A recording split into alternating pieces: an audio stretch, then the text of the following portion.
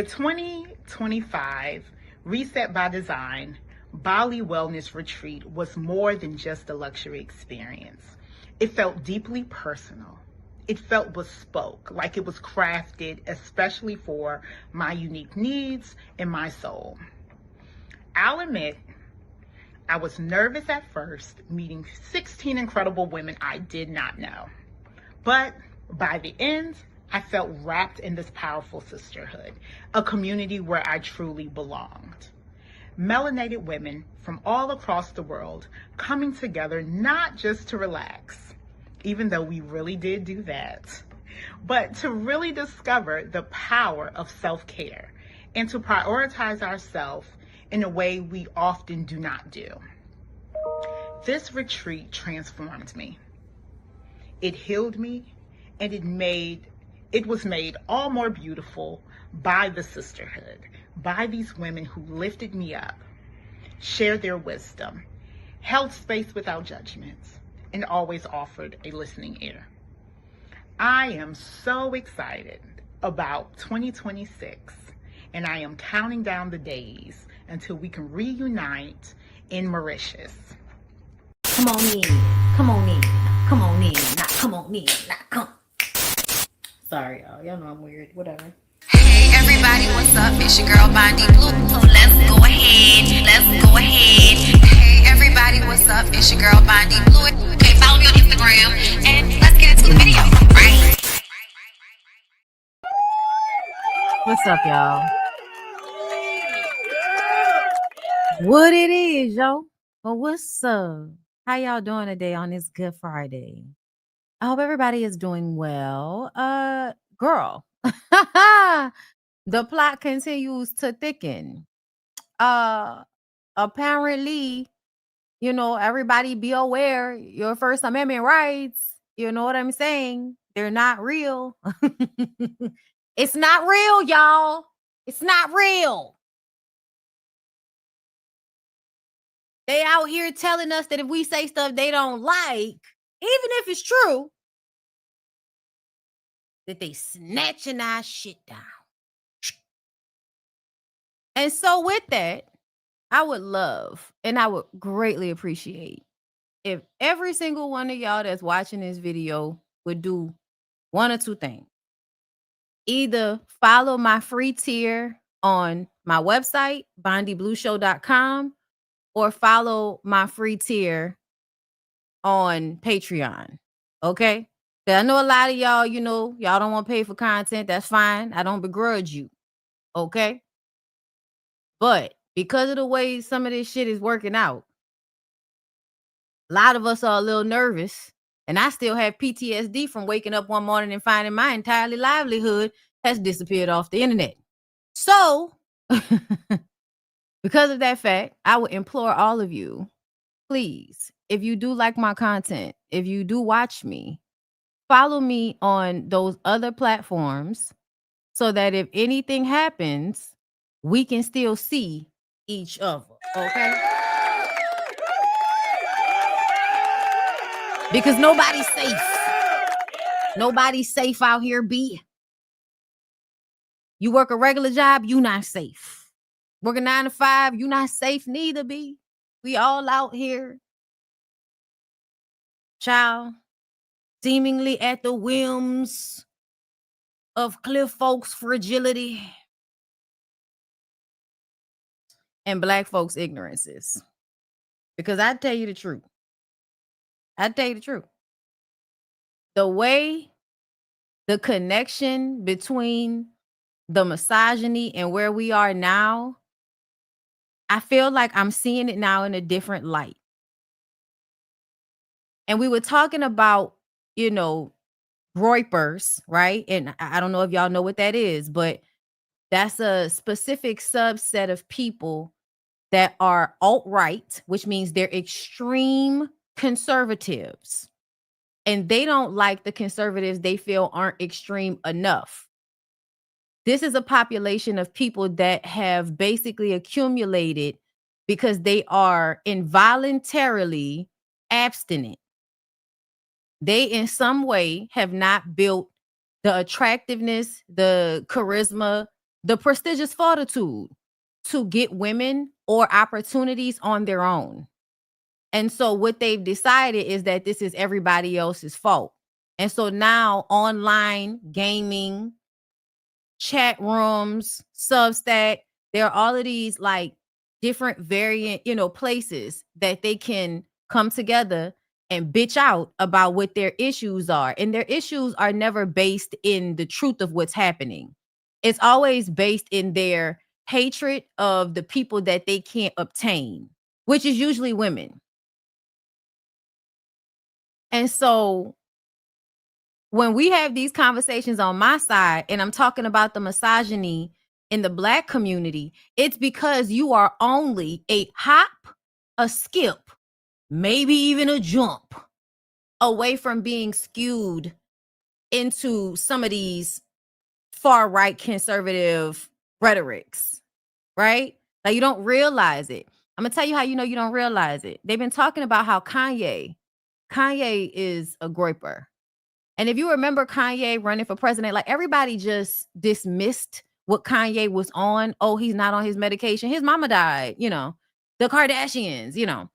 But essentially, if you are actually paying attention, Kanye is one of the personality types of Black men that would flow into that. They want to be white men.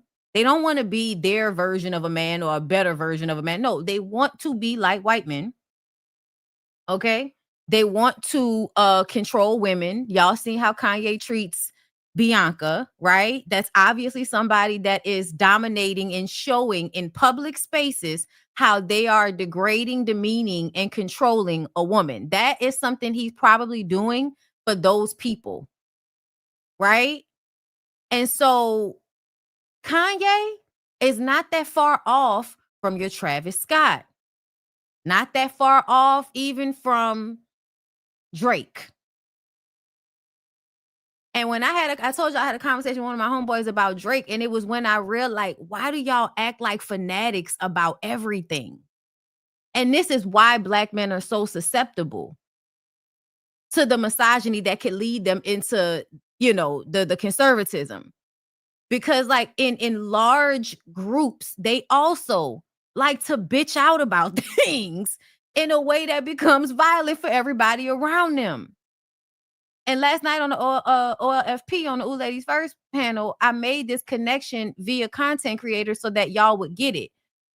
On their side, you have your Nick Fuentes and whoever else, right? Because I don't know. I'm not on that side, but I'm on TikTok and I watch the people that know what's going on that side, right?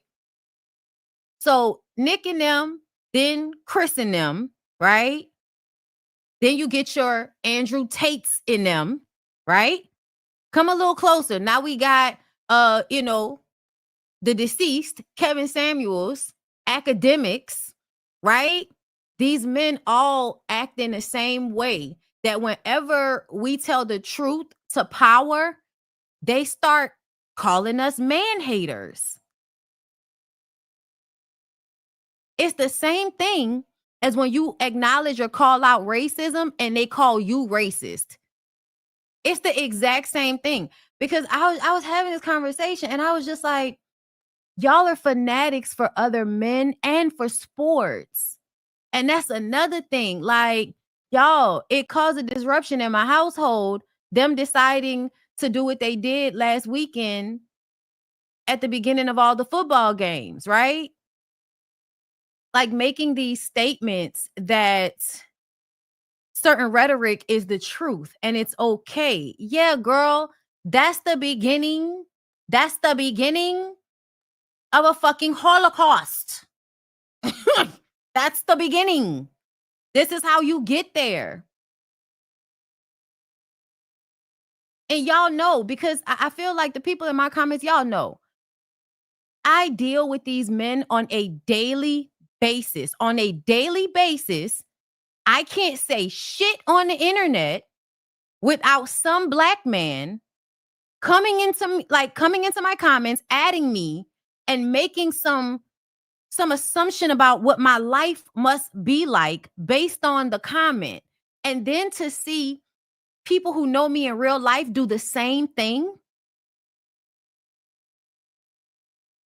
But then when you are a person that's like consistently online, and then you talk to people that are not online like that about what's going on, and even one of my closest friends, like, you know, I question our friendship at this point. I'm not even gonna lie to you, because she's so dismissive of what I do. I'm not on there like that. Whenever people tell me I'm not on there like that. I'm not on the internet like that. Yes, you are. Yes, you are. And they're very, very dismissive whenever I'm talking about any of the shit that's going on the internet. And it comes off like you're just a man-hating woman that's always bitching about something, and we can't really trust what you're saying. Even though these people know me, they know I'm extremely smart, they know I don't hate anybody, because a lot of them have taken advantage of the fact that I'm a people pleaser to some level. But it's so interesting to me how so many people have been so dismissive of what I do up here. And you turn around one day and now your fucking rights are being taken away by motherfuckers on the internet. But remember, we don't live in the same world because I'm online, right?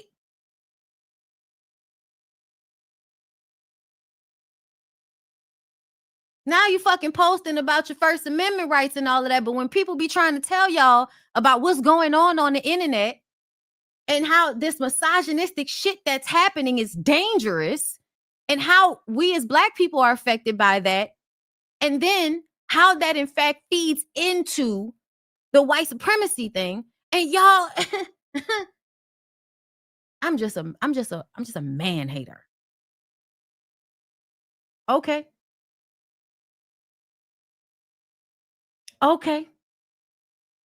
Yeah, y'all. Me and my little YouTube job. The assumption that this shit is easy because I'm good at it. Because they think everybody that does social media is doing it to this level.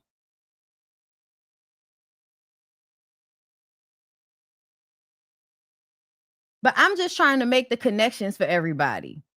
I'm just trying to bring your awareness up so you can understand what's happening around you. Because the reason why we are where we are right now is because there are so many of y'all that have no idea what the fuck is going on.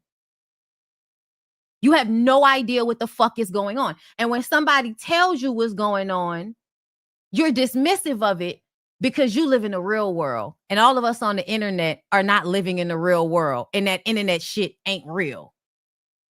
Meanwhile, send me one more motherfucking video on TikTok. Send me one more fucking video you think funny and shit. We not on the internet though.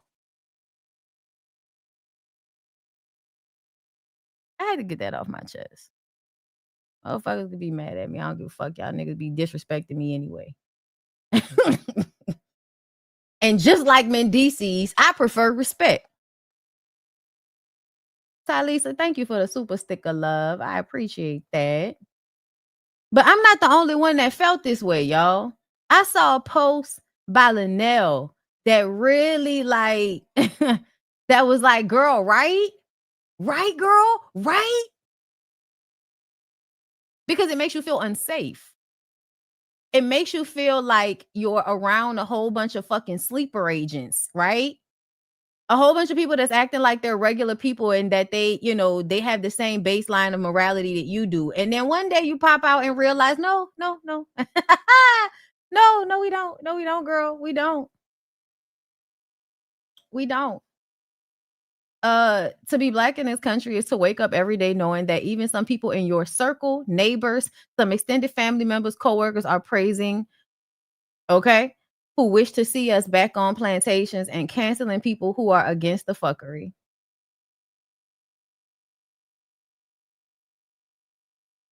And it's a scary time. It's a very scary time. And to feel the aggravation, the annoyance of knowing that this is where we were going and telling everybody, hey, y'all, don't do it.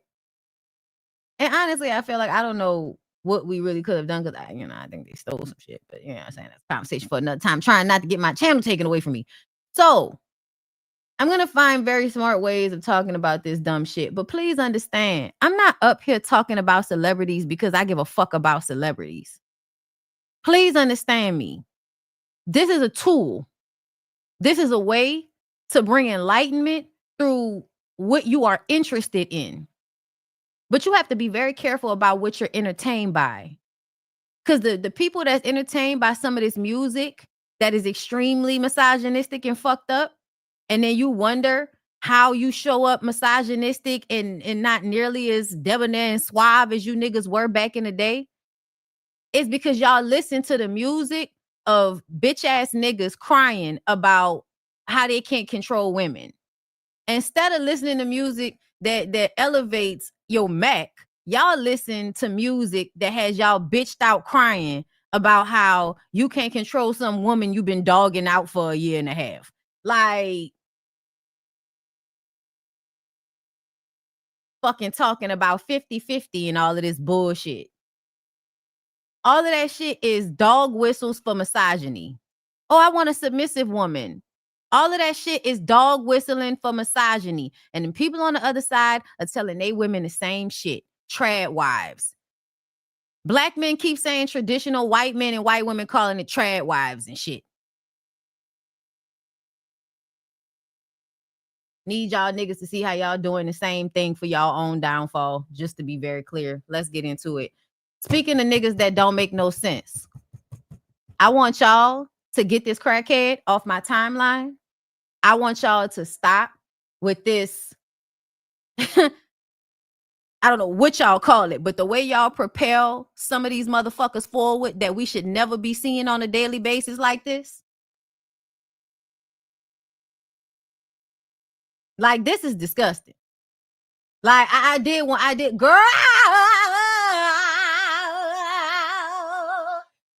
Girl.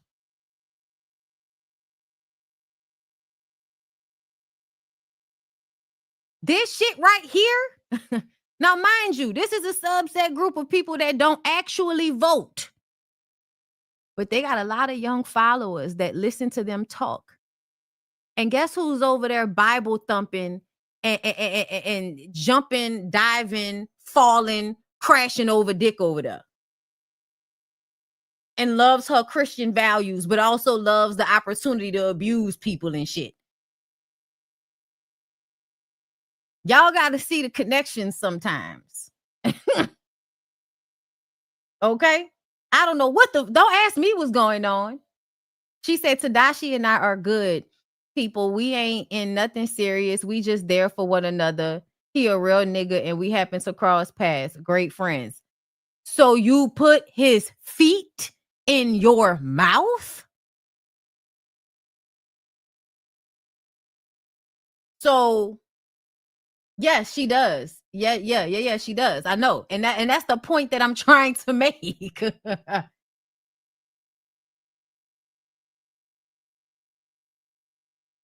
The degeneracy, like, it is a degeneration. It is a moving backwards. It is regressive. It is not projecting forward. It is not progressing. It is not growing. It is regressing. Okay? My God, today. Yes, attention is extremely important. Y'all didn't know that? Y'all didn't know that? Attention is so important. Did y'all see this nigga? Apparently, social media was reacting to DaBaby's Save Me music video dedicated to that Ukrainian lady that crazy dude, in the neck on a train. We talked about that because that shit happened at the same time that they was gearing up to, make that a lynch mob for you guys out here. And this is what I be talking about, y'all. See what I'm saying? This is the same people that played the fuck. Like, the reason why I don't fuck with this nigga is because of the Megan Thee Stallion shit. Same nigga, right? Misogyny and sexism above all. Now you're pandering to a certain group of people with this bullshit because you're the type, you have the skin tone that would have had motherfuckers looking for you in the street after what happened to this lady.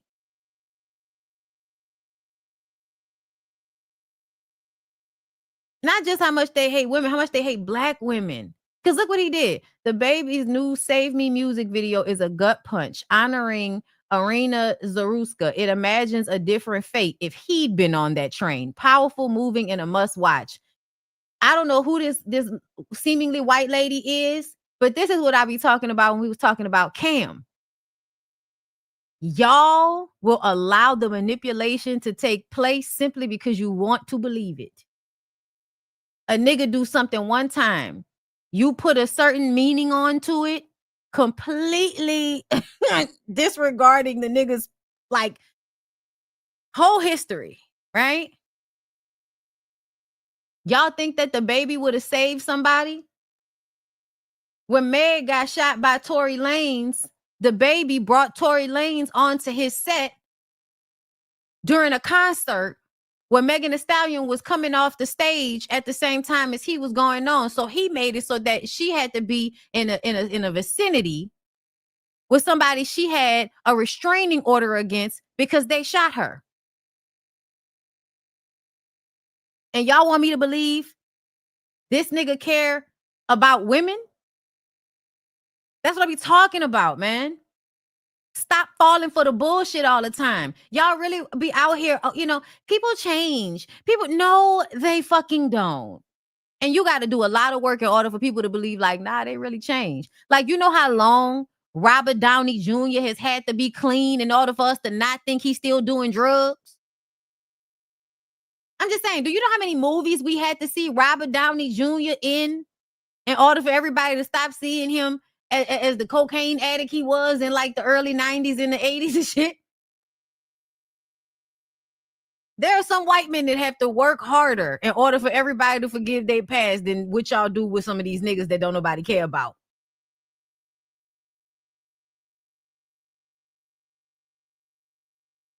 Nah, I'm really crying, man. DaBaby filmed that whole shit with other actors involved. Somebody edited and clicked published. Nobody during that whole process thought this was a bad idea.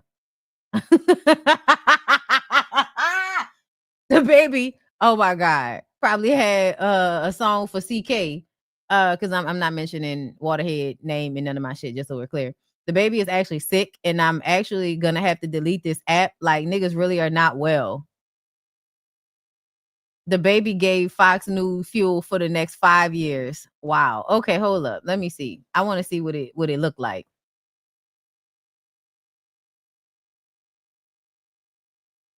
I don't even want to know what the song sound like.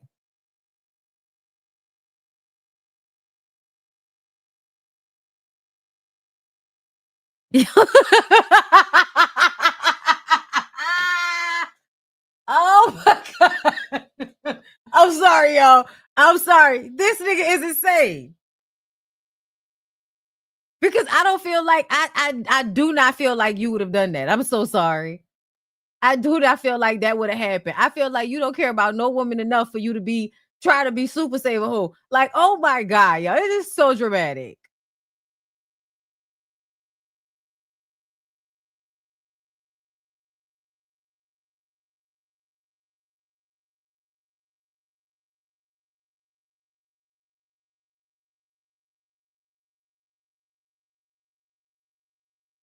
Wow. Wow. I'm sorry. It's just so bad. It's hilarious. Like, it's so bad. It's hilarious. I'm sorry. It's the way the white girl sitting for me. Wait a minute. Hold up. Like, it's giving an ad. Bitch, what y'all selling? Jeans? Niggas selling sweatshirts? What y'all selling? My God, today. I'm sorry, y'all, but this is so just whatever he doing right here, I'm him.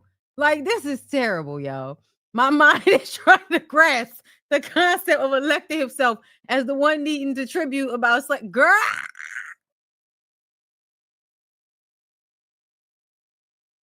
Wow. DaBaby got to be one of the most unserious niggas on the planet.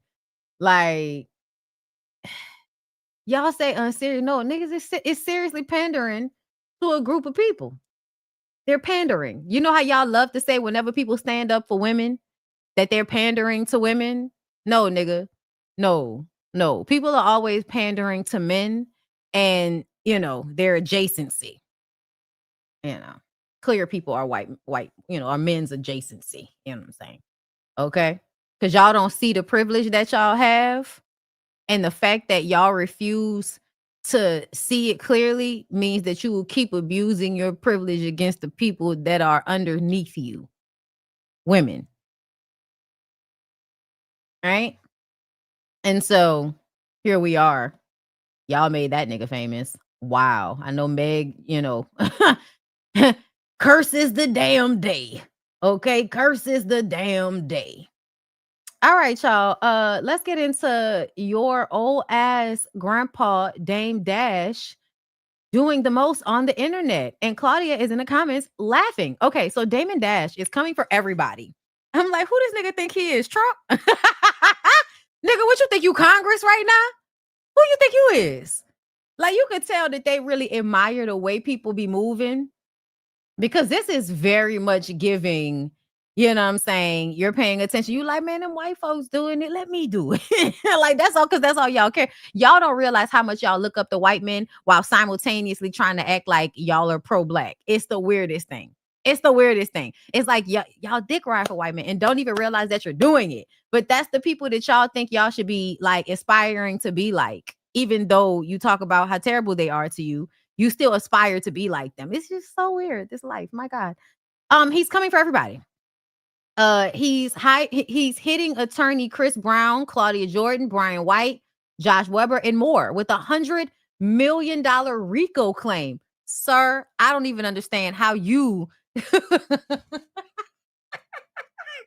Oh, sorry. Wait, you, not the FBI, not a police body, but you, the boss, is suing 100. What the fuck is $100 million RICO claim? What is that? What is a claim, girl? I'm sorry. Niggas have lost their minds. Everybody is trying to grasp for the last bit of control and relevancy that they possibly have while it's slipping through their fingers and they fall into the ground. Splat. He claims Claudia Jordan lied under, in a letter, Dame says he was cut out of his own film, The List, Dear Frank, accusing the group of fraud, budget lies, false testimony, and even bankruptcy interference. He claims Claudia Jordan lied under oath after praising his directing and accuses Chris Brown, acting as an attorney, of running fraudulent litigation and messing with his Rockefeller equity. Dame says the alleged scheme caused him to lose ownership of the film, suffer reputational damage, and get pushed into bankruptcy. And now he wants $100 million in damages. Claudia's in the comments laughing.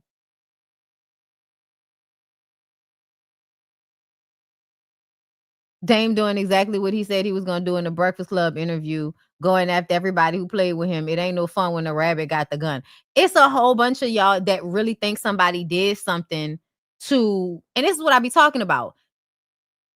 So obviously you're somebody that thinks that somebody did something to Dame Dash. Okay? Right? We see this? Okay. I want y'all to like recognize how often the people are in the comments like saying shit like that. Where did it go? The people are in the comments saying shit like that. What, bitch? And they reflect a certain demographic. Right? Because he seems to think that Dame Dash is in the right here. And I'm confused about why you would think that. Do you think that because he's a black older man that talks to you in a way that makes you think he's figured something out about white men that you haven't? So you're pedestalizing him, so you automatically assume that he's in the right? It's very interesting.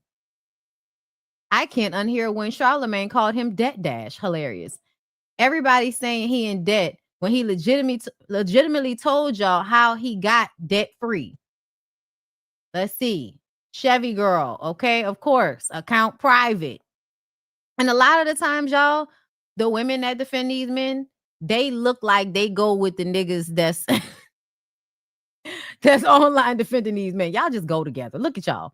Okay. Let's see. She's about to countersue for sexual harassment. I hate how y'all laugh at people who stand up for themselves because you like the people they're going up against.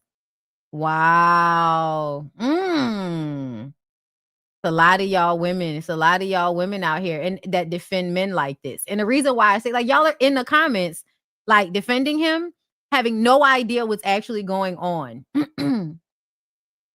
Like, he hasn't paid his taxes. Anyway,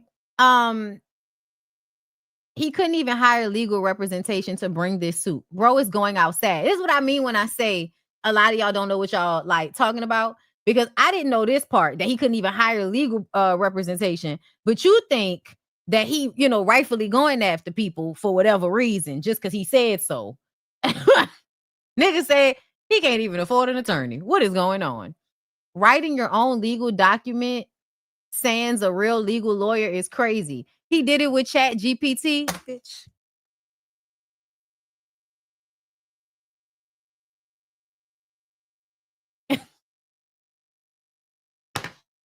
He did it with Chat GPT. Oh my God. He might as well be asking for Monopoly money, because who's giving him that? That's a real comment. Don't forget he hit Cameron with a $300 million demand this morning. My God, today.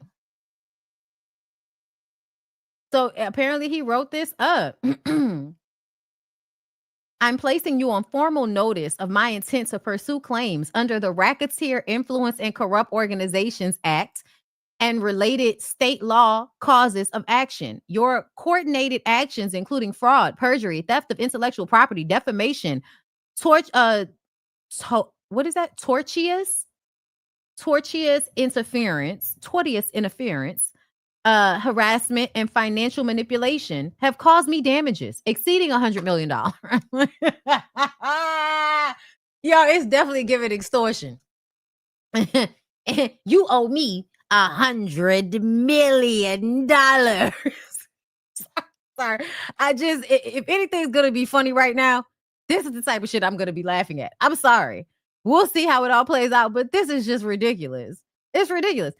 Claudia, you gave false testimony. Tony White, Mike Munster. Tony White lied about the budget as a precondition to production. Mike Muntaser admitted this. Although I offered to pay myself, Mike paid the editor, took delivery of the final cut, and used that leverage to cut me out. The film, I conceived, directed, financed, produced the film. Despite my leadership and contributions, Tony White, Josh Weber, Brian White, Muddy Waters Films, and others misappropriated it, removed my credits, and retitled it Dear Frank. I was never compensated for directing the movie at all. Wow. Fraudulent litigation. Chris Brown represented E.W. Brooks, Monique Bunn, and Corinne Levine in a meritless defamation lawsuit coordinated to damage me. So were those the people? So people actually came after you for how you acted on the set? Because that's what it's given. Theft of ventures, including G5 Grow, Pink Mink Strain. Oh my God. So now you have somebody to blame for why you ain't got no money. I got it. Listen, at the end of the day, this is crazy. I think that nigga's crazy, but we'll see how it all plays out. Because I don't know. But I know you seem like a crazy old man to me. I know I want to be very dismissive of you, just like you are often to women, I'm sure. I want to be very dismissive of this old man whose teeth may not stay in his mouth during the conversation he's having with someone. Yeah. We're going to see how this all plays out. I will report back. Okay? On these lawsuits that no one takes seriously. And then also he and Cam. And this is a type of infighting I love, because to me, these are two misogynistic, sexist, unsafe niggas. Right? And there are a whole bunch of men that look up to them because apparently either they don't like or don't know they daddies. Okay? But here's the info. Neighbors, the unks are at it again. Dame Dash just filed a $300 million lawsuit against Cameron, accusing him of defamation, harassment, and trying to sabotage his business and family. In the legal docs, Dame says Cameron has been going online calling him a liar and ruining his credibility in front of major players, even messing with his negotiations involving Rockefeller and Jay-Z. Nigga, does Jay-Z even talk to you still? Is this not over between you and that nigga? Like, I'm confused. He also claims Cam came after his wife, Raquel Horn, by posting that Dame owns nothing and that everything is in her name, which Dame says was humiliating and caused emotional distress. Why was it humiliating? Didn't you say that you took everything out your name so that they wouldn't be able to come for your money? Why is that humiliating? Is it because we all feel as if that means that woman is taking care of you? And you think it's humiliating for everybody to think that a woman is taking care of you? I think that's a little misogynistic and sexist right there. I do. I don't want to take care of a man, okay, to be clear. But I definitely think, why would you be humiliated by something that you told us? I don't know. It doesn't stop there. Dame accuses Cam of making false statements about his family's home involving his son Dame Dash II in messy comments, and even going behind his back on a cannabis business deal they were supposed to work on together. So this is the signifier, right? When I tell y'all these niggas ain't loyal, y'all really be out here thinking that, oh, they disrespect women, they disloyal to women, but they gonna be loyal to me. I have a dick. Oh my God. You niggas is delusional. Oh my God. Dame made it clear on Instagram that he's not handling this with violence, but through the courts, comparing the situation to The Godfather and even calling Cam his Fredo. See what I mean? Always pedestalizing white people in images of white people. Everybody wants to be a motherfucking mob boss from the 70s, entering into the 80s. Everybody wants to be a mob boss, a white Italian mob boss from that time frame. Okay? And that y'all niggas need new role models. The fact that you have not grown up as a man to realize that that's not a good role model necessarily to fashion yourself after. Yeah. So Dame made it clear on Instagram that he's not handling this with violence, but through the courts. You mean after you threaten to bitch slap somebody in the street? Oh, okay. Comparing the situation to The Godfather. Yeah. I said that. Wow. Well, I mean, honestly, I would not be surprised. To me, it seems like two snakes and one of them just bit the other one faster. Like, I don't know. He said, I never hustled with Mr. Cameron. He's a civilian, but he's fucking with my family office. What do you mean I never hustled with? You were trying to do cannabis business deals with Cam. Now all of a sudden, you ain't never hustled with him? I would never do anything violent. You mean after you told us you would? On the Breakfast Club? And I don't want anyone that loves me to do anything violent. So this is the only way I can handle this. So this is my version of how The Godfather handled Fredo. I knew it was going to be one of my brothers. I just didn't know it was going to be you, bro. And that does make me sad. We'll just have to let a judge decide like businessmen. And I don't find it funny. And to me, I feel like the fact that you didn't think I didn't think it would be you. That's what I'm talking about. Like, as a woman, I can tell you that he was going to snake you because he's a snake. Whenever it was most advantageous, Cam was going to show up as the man, niggas die every day, B. He was going to show up as that like, come on, y'all. Like, this is ridiculous. And that's what I be fucking talking about. You can have all the money in the world. You can have all of this access, all of this prestige. You can be famous, a grown ass man in his 60s, old enough for his teeth to have fallen out of his mouth at this point. Wisdom should have been gained. But oh no, you thought you could trust one of the grimiest niggas to ever wear a pink fur coat. Okay? One of the grimiest niggas. Okay? That is so weird to me that I can see that these niggas is grimy, but they can't see that each other is grimy. That I don't understand. And that's how you know these niggas can't be as smart as they claim that they are. Because why are you surprised by this? And I get it. I don't know Cam personally, and you do. But that's why I said, like, I don't have to know somebody to know what they on. I don't have to know somebody personally to know what they on. I don't have to go through something personally in order to surmise how that might be, I don't know, problematic at some point. I agree. Jim Jones thought it was smart to take on a name of a mass unaliving white male. Right. Instead of calling himself fucking Guillermo. Nigga named Guillermo.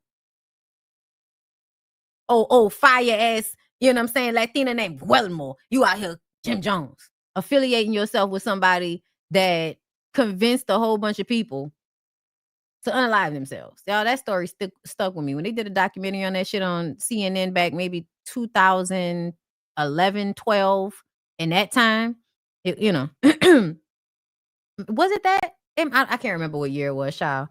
But all I remember was I remember watching that shit and being sick. Like literally feeling sick for days.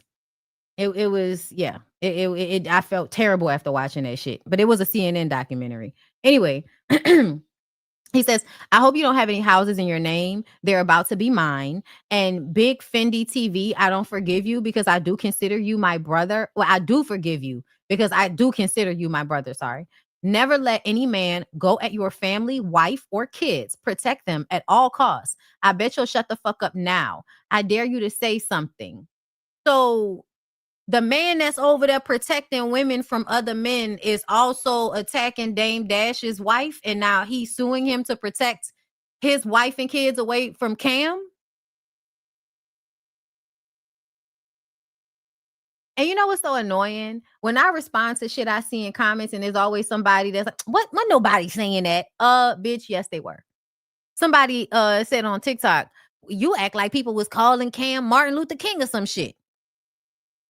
Go in the comments and see how many people is dick riding Cam. He did the right thing. I popped up on a man's timeline who was talking to a black woman that was MAGA, right?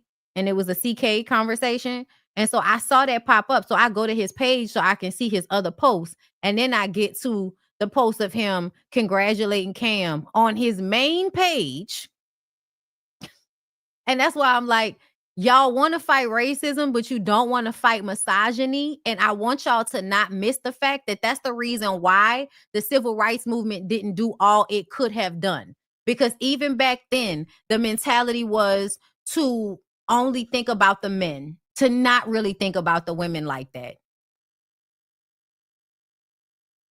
And how that ended up affecting everybody. Y'all encapsulate those women into fucking boxes, right?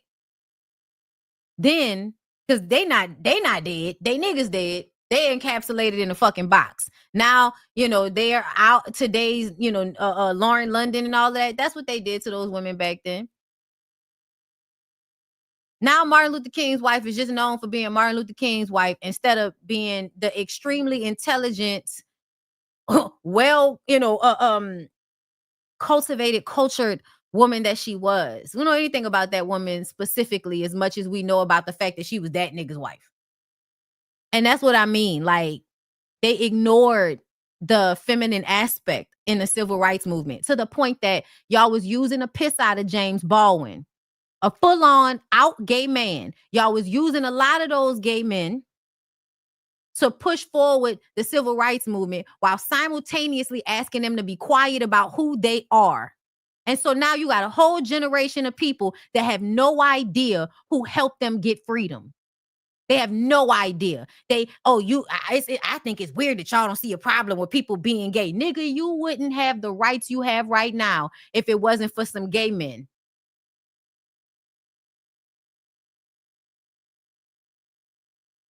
You wouldn't have the rights you have right now if it wasn't for some black woman. But when y'all get out here and y'all get on y'all social media, y'all get on y'all soapboxes, y'all completely forget that aspect of it. And all you care about is, oh, I'm gonna fight racism on this end, but then I'm a dick ride for misogynistic, problematic men on this side. And in that way, you talking out of both sides of your fucking neck.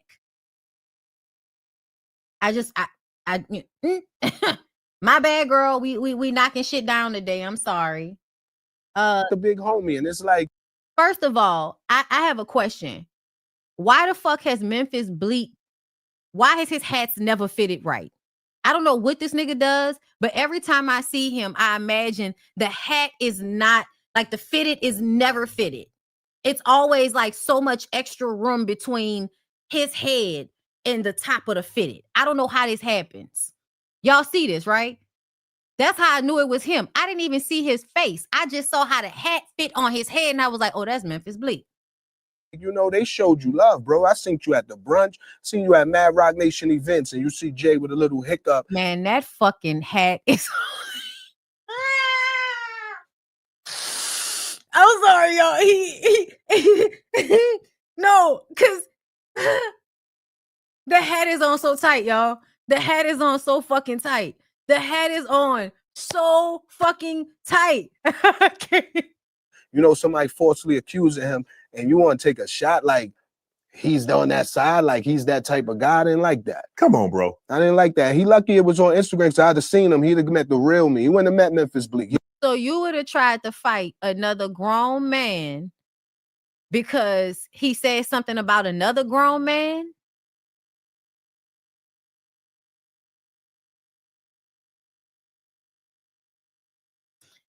I want to know what Van said. No, you can't. No. You got to be Bleak. Like you got to be above. You got to be above that. But when it comes to that, yeah, that's personal, bro. And that is no joking with that, right? It's no play with that, bro. Like, and that's how I felt in that situation. Cause he took a shot at the big homie, and it's like, hold up, y'all. Let me look it up. Van Lathan on Jay-Z. Wow.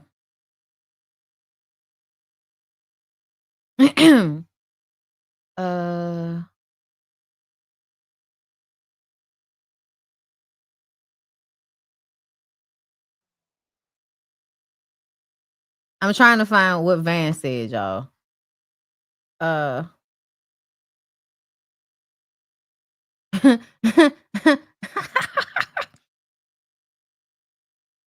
And what do you mean, Marcy don't raise those? You think the projects don't raise men that assault women? The fuck is you talking about?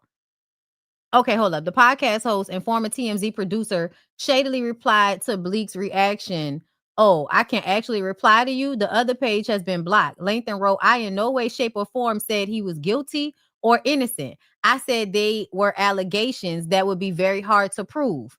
Go check the pod. Y'all got cum in your ears from dick riding. The heated exchange stemmed from Lathan speaking on the recent sexual abuse involving a minor allegations against Jay-Z. Tony Busby is in for a ride. There's not one part of culture that won't bend over backwards to protect Jay-Z. He might be the only hip-hop entity that's too big to fail. He wrote on Twitter over a longer video with his 2 cents before continuing his thoughts on Instagram. Lathan added, the Jay-Z accusations are just that, accusations. What's real is all the hands on deck defense you're about to see from every part of the media landscape. Radio personalities, media companies, the billionaire class. He's too big to fail. And do y'all remember? That's what I was telling y'all about. That's what remember I told y'all, I didn't think that he did it. I didn't want to believe that he did it, but I didn't like the way he went about proving that he didn't do it because it felt like a power play to scare anybody else that may have an allegation against you. And it makes me feel like on some level, you know, some shit might have happened that you actually did do, right? But you want to make sure everybody knows not to ever come to you with that shit. Okay? Because that shit got real close to him, that situation, right? In a statement shared through Rock Nation, Hove addressed the allegation in Busby by saying true justice is coming. This was over before it began. He since asked the judge to dismiss the lawsuit, and y'all know everything was dismissed, I believe, without without prejudice, meaning that they can't bring it back. So the man basically saying that it's neither, he's not saying that it's either true or false, but just clocking the same way I did, the way everybody else, you know, really just the way the machine works. Because for me, it was the way he went after the lawyer. That was the machine. Then for everybody else, it's the dick riding of men that pedestalize him, come in to bully everybody and keep everybody in check. And what I'm saying is we should be able to say that there are allegations. It could be true. It could not be true. We are allowed to say that. We should be allowed to say that. Like, and to be very clear, this is what I be talking about. This is extreme dick riding. You sound just like everybody else that's mad right now because you don't want somebody to say something bad about your fucking fave. Like, you know, they showed you love, bro. I seen you at the brunch, seen you at Mad Rock Nation events, and you see Jay with a little hiccup, you know, somebody falsely accusing him, and you want to take a shot like he's on that side, like he's that type of guy. I didn't like that. Come on, bro. I didn't like that. He lucky it was on Instagram because I'd have seen him. He'd have met the real me. He wouldn't have met Memphis Bleak. He'd have met Malik. No. You got to be Bleak. Like, and y'all, I like Ryan Davis comedy, but you know, this is what I be talking about, bro. Because it's so many black men out there that are teetering. They're teetering. And it's just, it feels like this is not the time for you niggas to be, you know, real flight and fancy on the feet. Like, I'm just saying. He said, I learned early in my career the cost of speaking on celebrity gossip.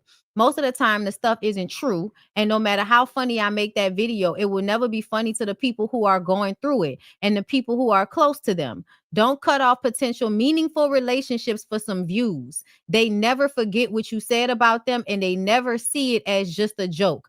I matured since then, but it cost me quite a bit of money and opportunities. So you basically saying that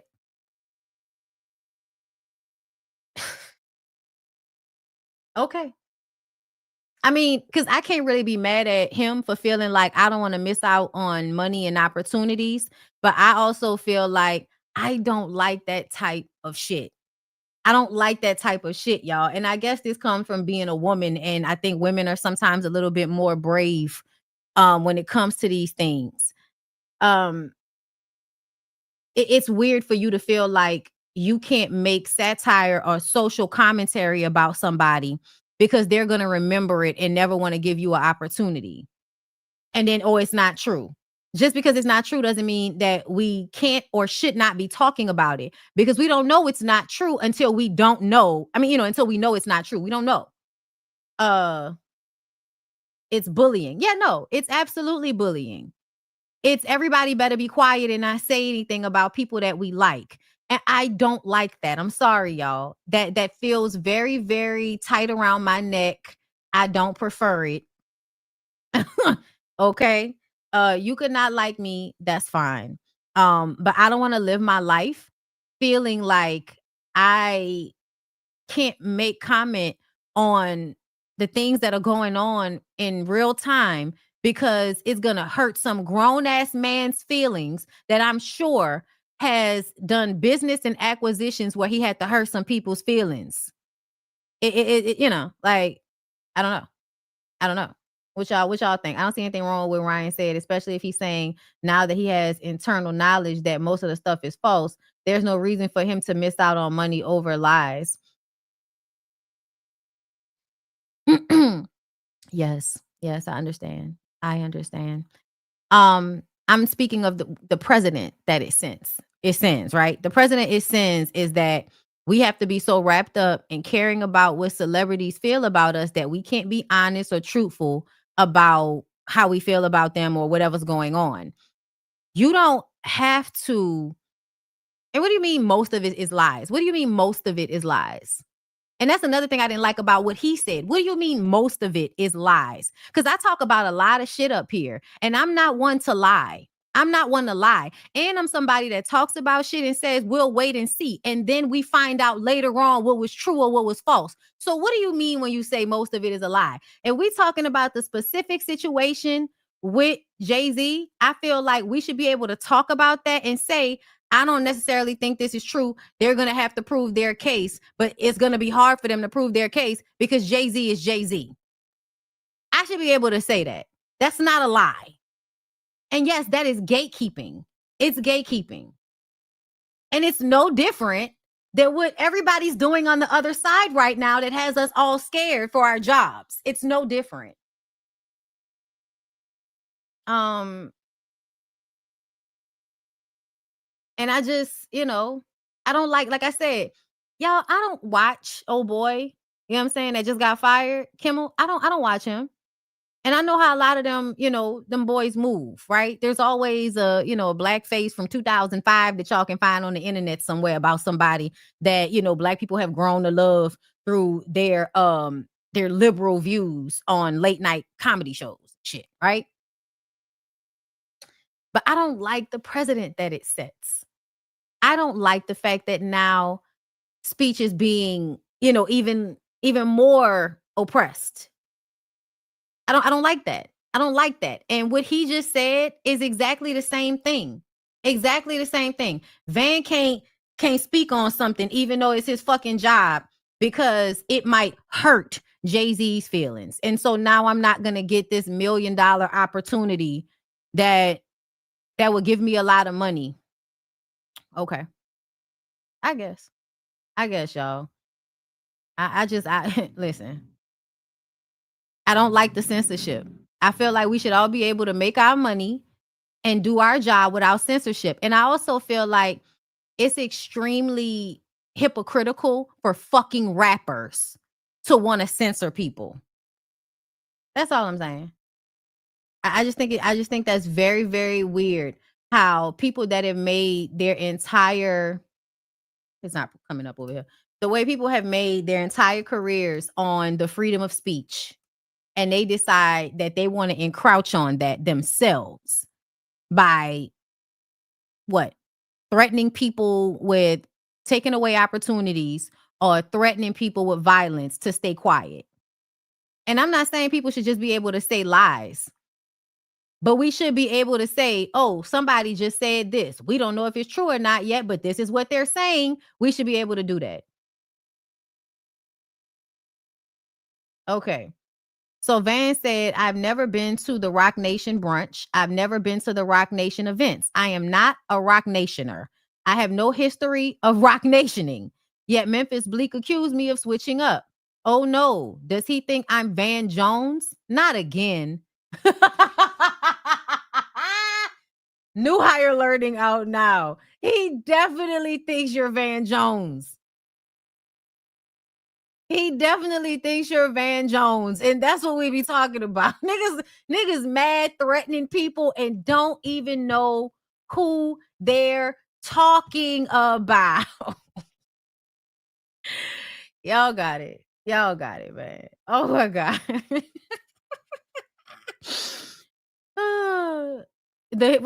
Right. Oh my God. For the history, rapping and censorship together. Listen, insane, isn't it? Speaking of people switching up, let's hear what LeBron big head ass James is saying. You have been friends with seemingly forever, Drake. Are y'all cool? What's the status there? Is this someone you always have love for? Always wish him the best. Obviously,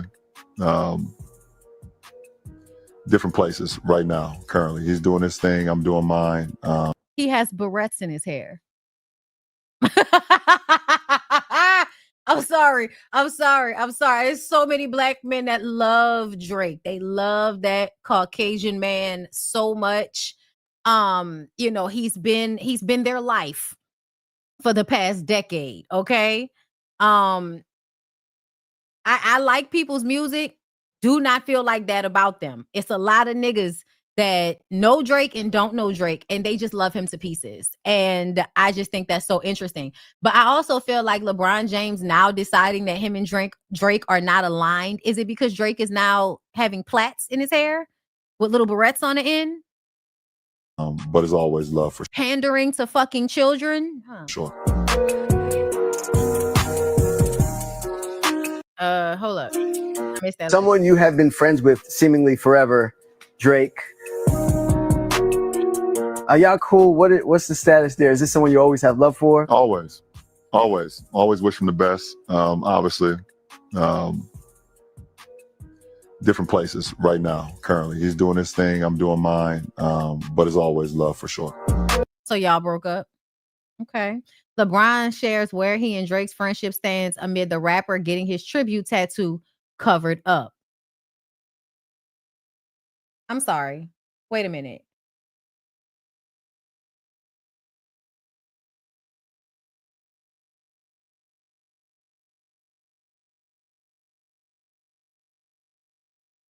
I'm sorry, y'all. I'm sorry, y'all.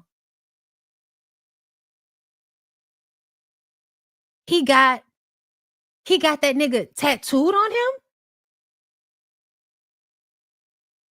Drake covered up his LeBron tattoo with an SGA tribute. So Drake is going around getting basketball players tattooed on his arm. Niggas are gay. Hit my head and everything. I'm sorry. Y'all are killing me today. Y'all are killing me today. y'all hit the internet. Drake is my guy. I love Drake. That's my guy. Nigga is gay. That nigga gay. Nigga gay. Nigga gay. Nigga gay. Nigga gay. Nigga gay. Nigga gay. That nigga gay. Nigga gay. Nigga gay. Nigga gay. Nigga gay. I'm sorry. Niggas are gonna be so upset with me today. Oh my God. Okay. You know, like, you know what I'm saying? Like, give it up. We pandering to the women today. Shout out to y'all.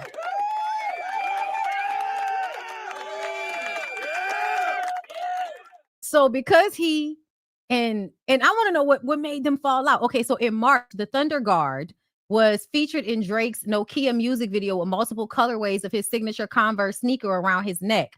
Drake's tension for James seems to be rising since the release of his newly released single, What Did I Miss?, where the rapper seems to call out James for attending Kendrick Lamar's The Pop Out Ken and Friends concert on Juneteenth in 2024, following a 9-diss track feud between Lamar and Drake. So you mean to tell me you mad because that grown-ass man went to somebody's concert?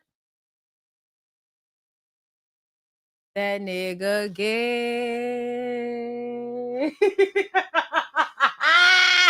I am sorry. I am not playing with y'all today. You, like, seriously? And then look at the way, like, y'all, the way this grown man is hugging Drake right here. Drake be love bombing these niggas. Drake be love bombing these niggas. And then y'all act like grown adult men and do what y'all want to do with y'all life because y'all are grown adult men. And then Drake get mad and then cover up your tattoo with another nigga. He's replaced you now. So he's basically doing to the men the same thing that he does to the women.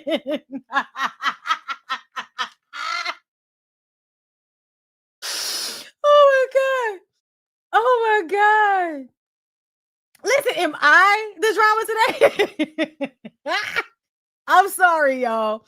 I am so sorry. I don't know what's happening in the world today. There are so many like straight black men that go up for Drake and they think they're straight. But I'm like, this is why I need y'all to know about the incel culture, black men that are around me. That's why I need y'all to know about this shit. Because you have no idea how gay you're acting. But you're homophobic though, right? Because anytime somebody say that you know, y'all acting real, you know, like romantical about this man, and I'm a man, sir. I don't know what's going on. I don't know. Men around my way didn't, you know, I don't remember the pictures of men, them like bowing down to like weirdo ass niggas with barrettes in their hair. I'm sorry.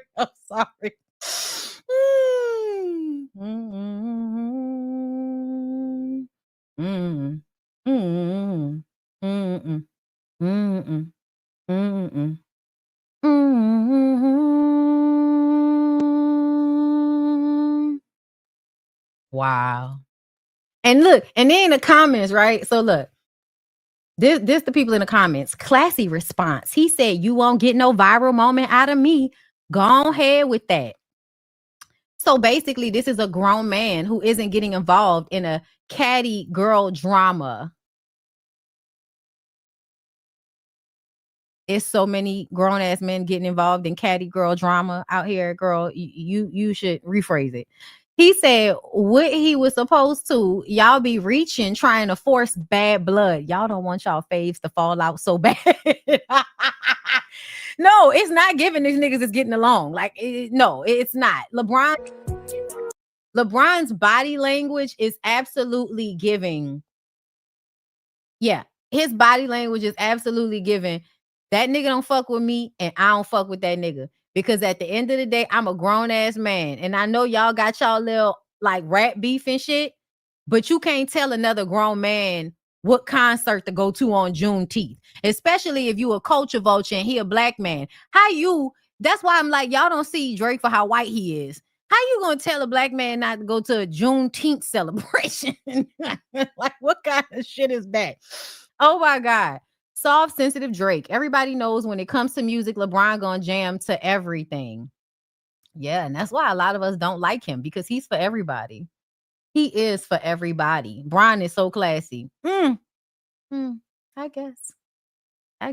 I don't really, like, y'all know when the shit was all happening with Meg Thee Stallion and that nigga was in, his room playing Tory Lanez music. And I'm like, you could have played anything in the world and posted it. You didn't have to do that. You did that on purpose. To me, LeBron James, when he posts these artists, like their music in his little videos when he's working out and all of that, it is a way. It's a way to to make those men feel special so that they can be friends, right? And that's cool. But yeah, no, it's absolutely giving. Y'all be macking on each other. Like, I'm about to play your song during my live so you'll know I fuck with you, son. You know what I'm saying? And no loyalty. What do you mean no loyalty? See, this is what I be talking about. I feel like everybody right now is talking about loyalty, and really what they mean is control. And it makes me feel like y'all have no idea what control is, and everything is based in a system of y'all controlling other adult people and getting mad when you can't. So yeah, LeBron is passive aggressive, extremely. But this seems like a lover's quarrel. Okay.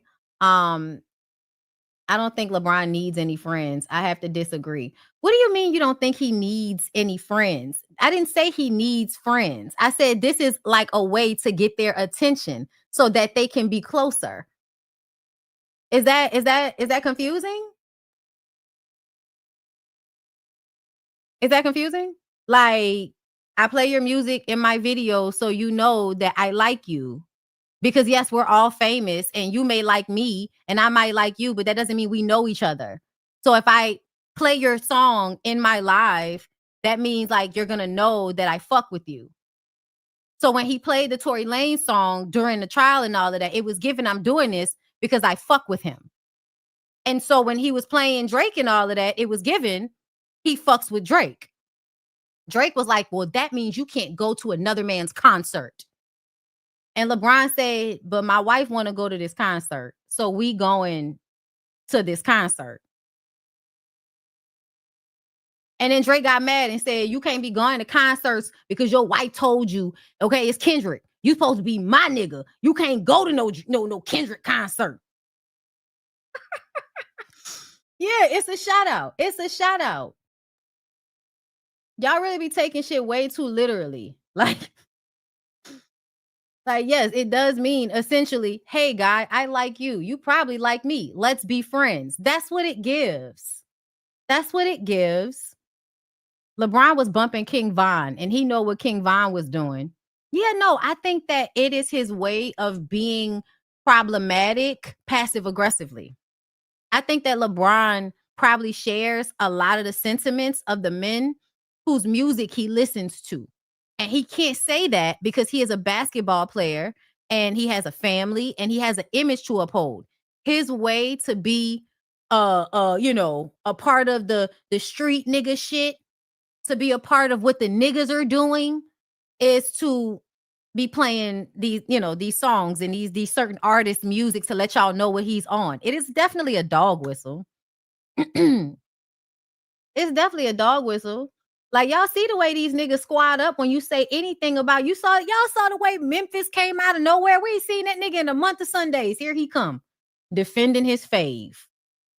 These niggas squad up about these niggas that they love. It is crazy to me that they don't see how gay this stuff comes off. All right, y'all, let's move on. What else do I want to talk about? Oh. So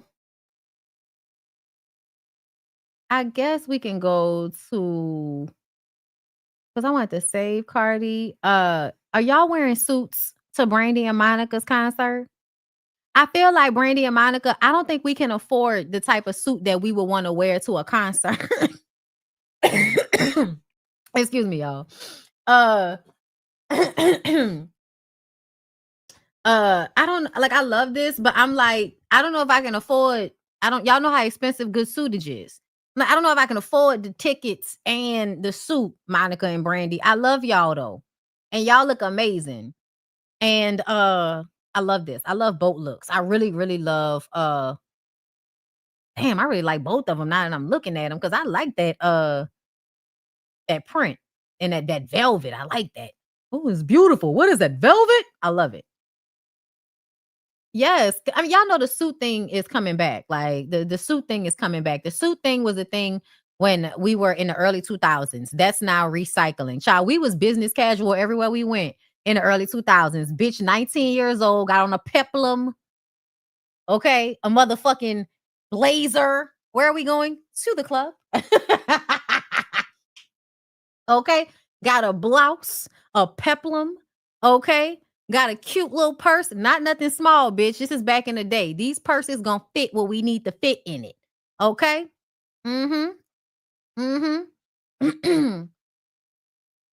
Yeah, no, we can't be in suits. We can't be in suits. We gotta be in shit that's breathable, girl. And you know, breathable suits are expensive.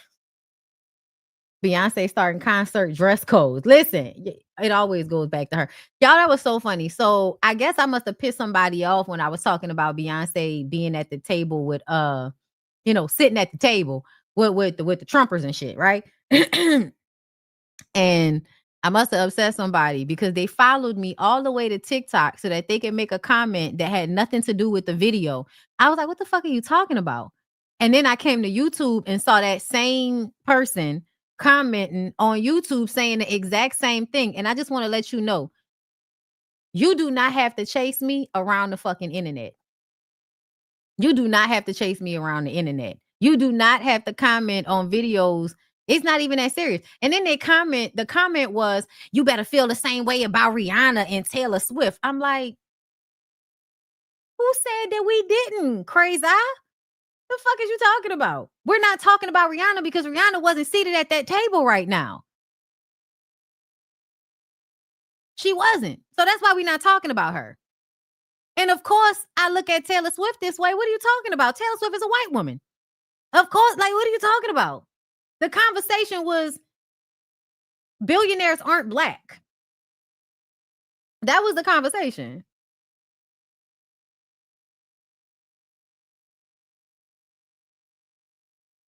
So you better feel that way about Rihanna and Taylor Swift. Taylor Swift is already not black, honey. I do not have to stretch that far for that one. Listen, followed me. Hilarious. Do you hear me?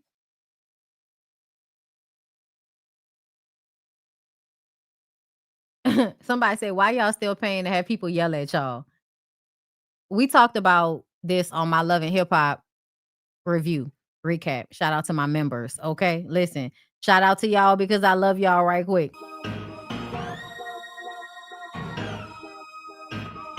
Members only. Listen, I'm not gonna do the whole thing because y'all aren't members, but it'd be a good time, girl, when we do it.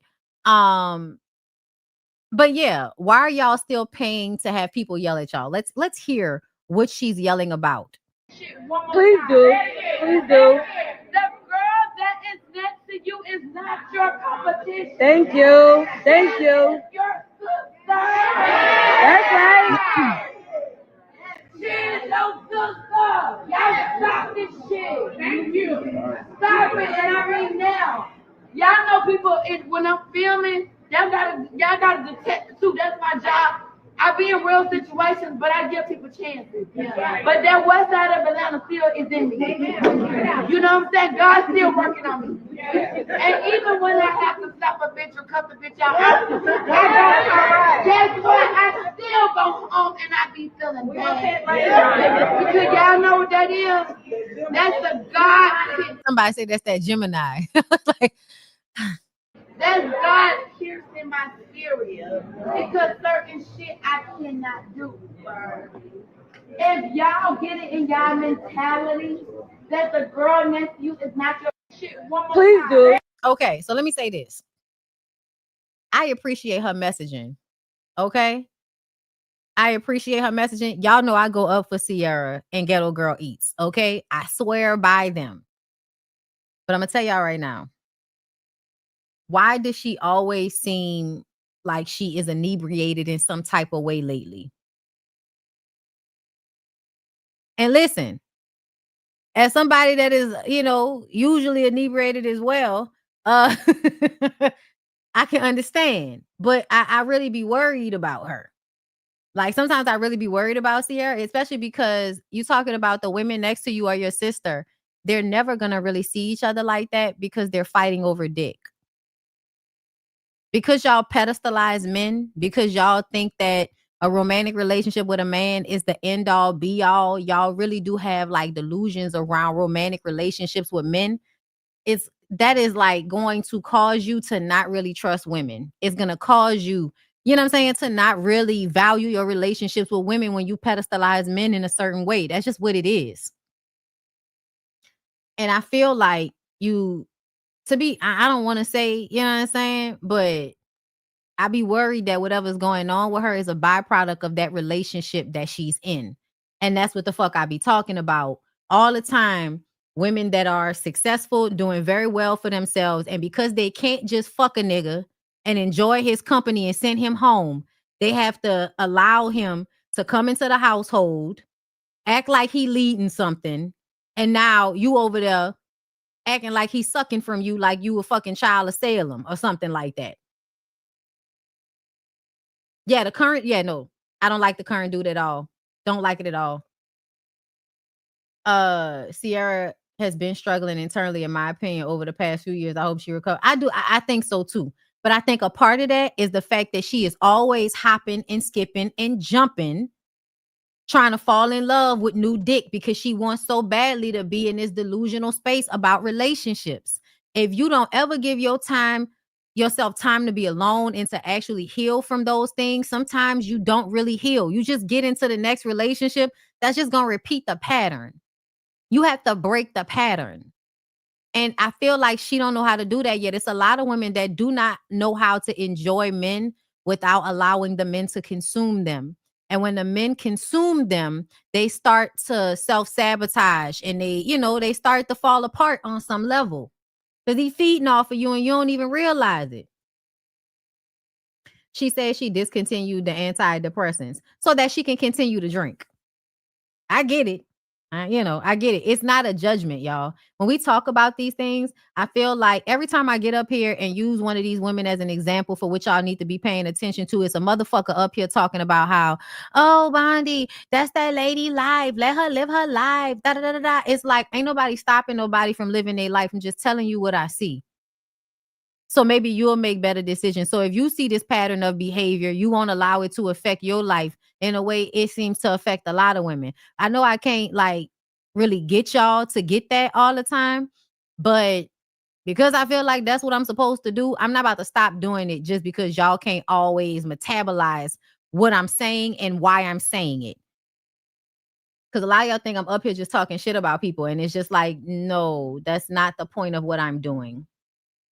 And I'm never doing it from the standpoint of just being like outwardly hateful to people. I hope that doesn't come across, because that's never what it's about. But I also don't have patience for stupid shit.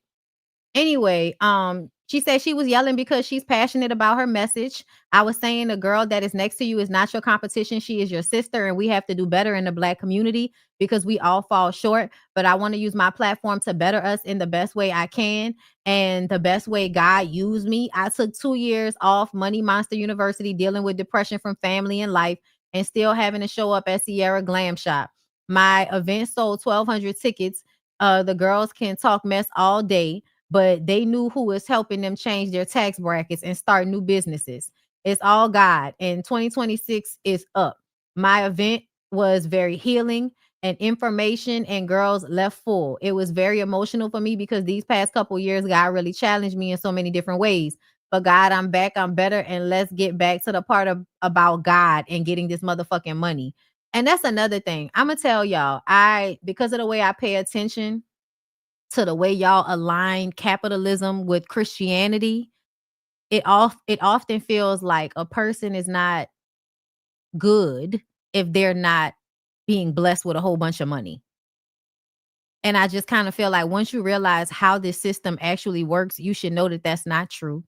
And you should know that people can have all the money in the world. They can be so smart about starting businesses, and they can still be laying down next to their motherfucking enemy every night. So sometimes I feel like you can't really see how what your goal is. You're conflicting with your goal because you disempower yourself. I feel like as much as she is standing there like, I'm doing this, I'm doing that, she disempowers herself often.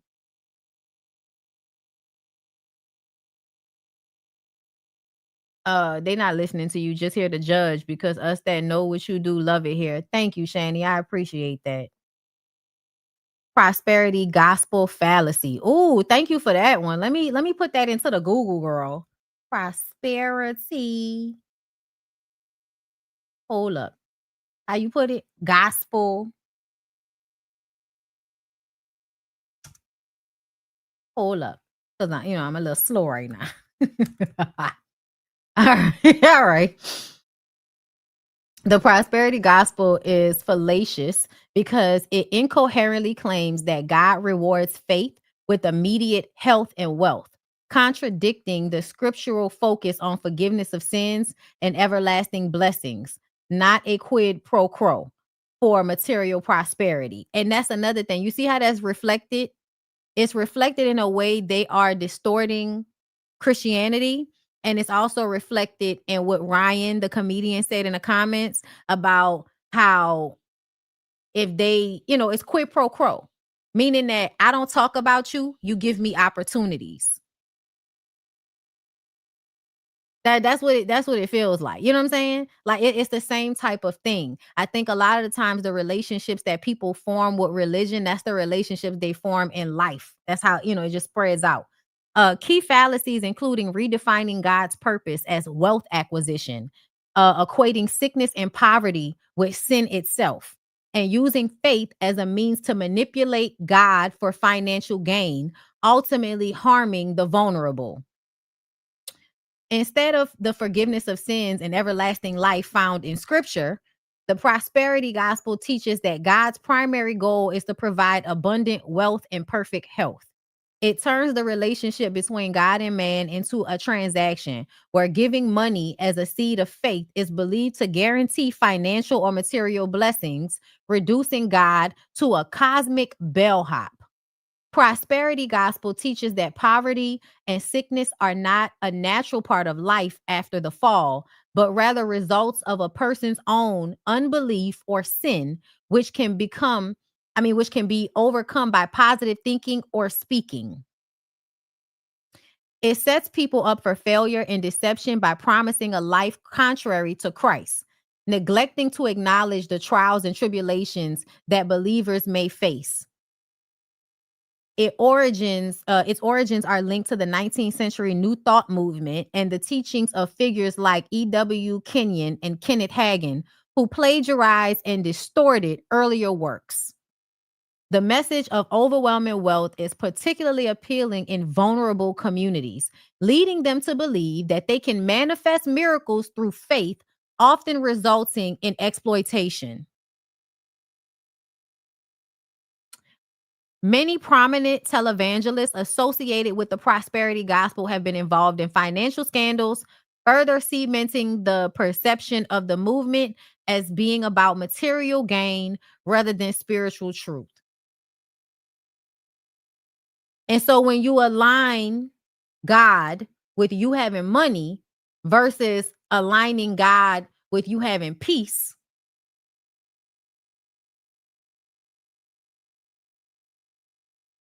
yeah. So, you know, just to expound on whatever the fuck Sierra was doing in this moment, y'all pray for Sierra. Because I do think I do like Sierra. I do. And I really enjoy her seasonings. I think they're great. But yeah, girl. So yeah, let's just confirm that Kai Frost has reportedly been cleared by police in the murder of T Hood due to him acting in self-defense. Now awaits the DA to pursue the charges or let him walk. So we're just waiting. We're just waiting right now. And something tells me that he'll probably get off. He'll probably get off. And I honestly feel like if it's self-defense, I don't know what the problem is. Nigga said if he get off, then I might need to go to a Rashida concert. Why? What do those two things have in common? Cut your sister off because she almost ended your life. Wow. It's a woman. Of course. It's a girl. Listen, it's either going to be a nigga that look like he can't get a woman or a woman that's thirsty for a man. I don't know why Instagram is tripping on me right now where it's not letting me, it's not pulling up shit when I click on it. But I think that's a weird comment. Let's see. Did anybody say anything? Oh, that part. They're agreeing. How? Her brothers live with her. How you gonna beat my sister in our phone and then get aggressive with me? He lived with her. I understand what you're saying, but he intervened without her asking. Yep, her ass wouldn't be able to be near me and she'd be next. She is dangerous to anybody she comes across. So now she dangerous because she was in an abusive relationship and her brother defended her against a man and he's now unalive. So now we blame the woman, right? Now it's the woman's fault. And the woman almost got her brother killed. Not the man was defending his sister against abuse, but the woman is putting everybody in harm's way because she needed help.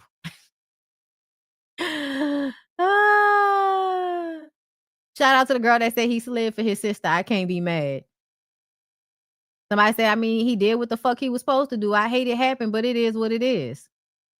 This is not surprising to me at all, the way they describe dude's behavior when he got shot a couple months ago after for beating another woman. But it's Kelsey's fault, right? It's Kelsey's fault that her brother was in this situation, not the abusive, violent man that also pulled a gun.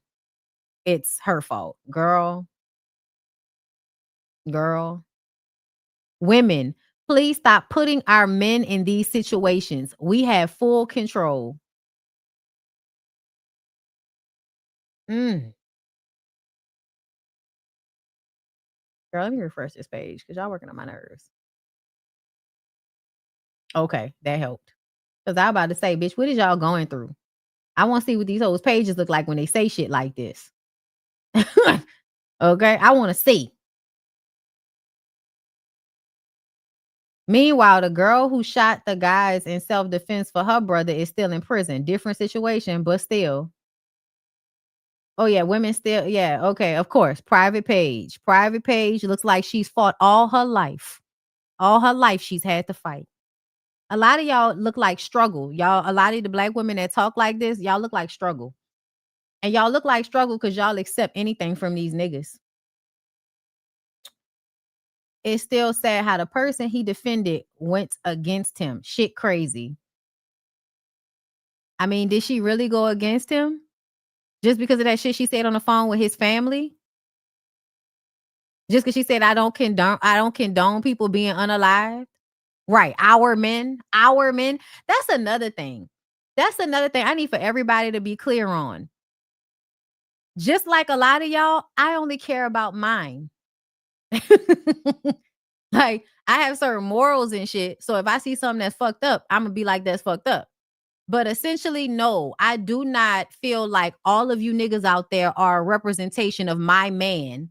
And therefore, I should be giving y'all grace and giving y'all benefit of the doubt because I have a man. No, no, no, no, no, no, no. My man has been vetted. My man has been vetted. The rest of y'all niggas is not my man. I honestly feel like my nigga is low-key an anomaly.